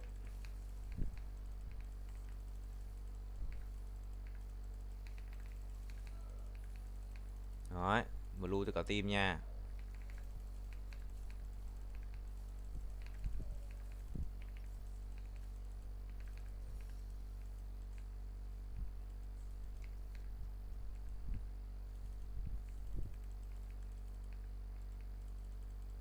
Help me.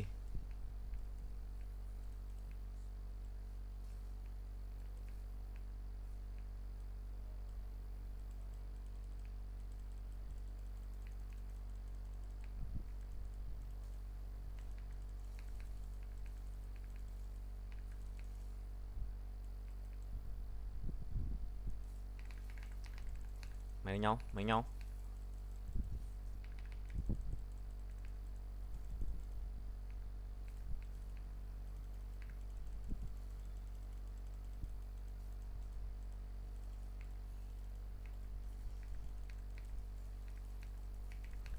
Ui mà đau đấy.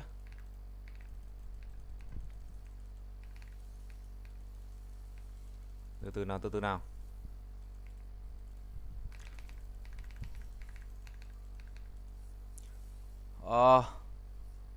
Đánh lẻ tẻ quá.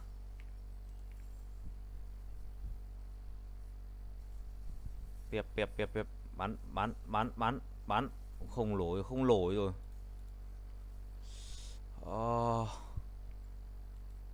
Cực hôi lung đấy.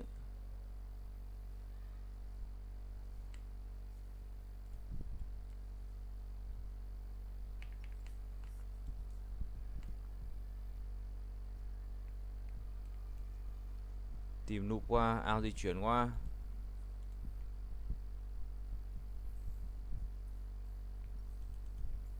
Ôi à. Ôi. What? What are you doing? Oh, beri số nút.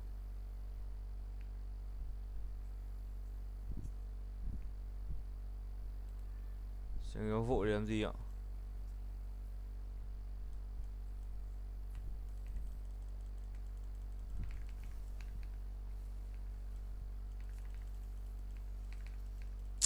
Cày tê nhờ.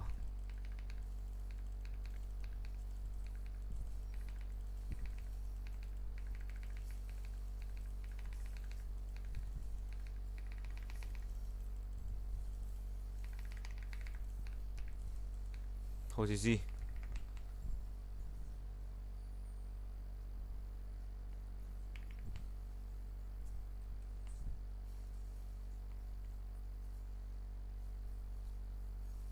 Mùi con lợn đi.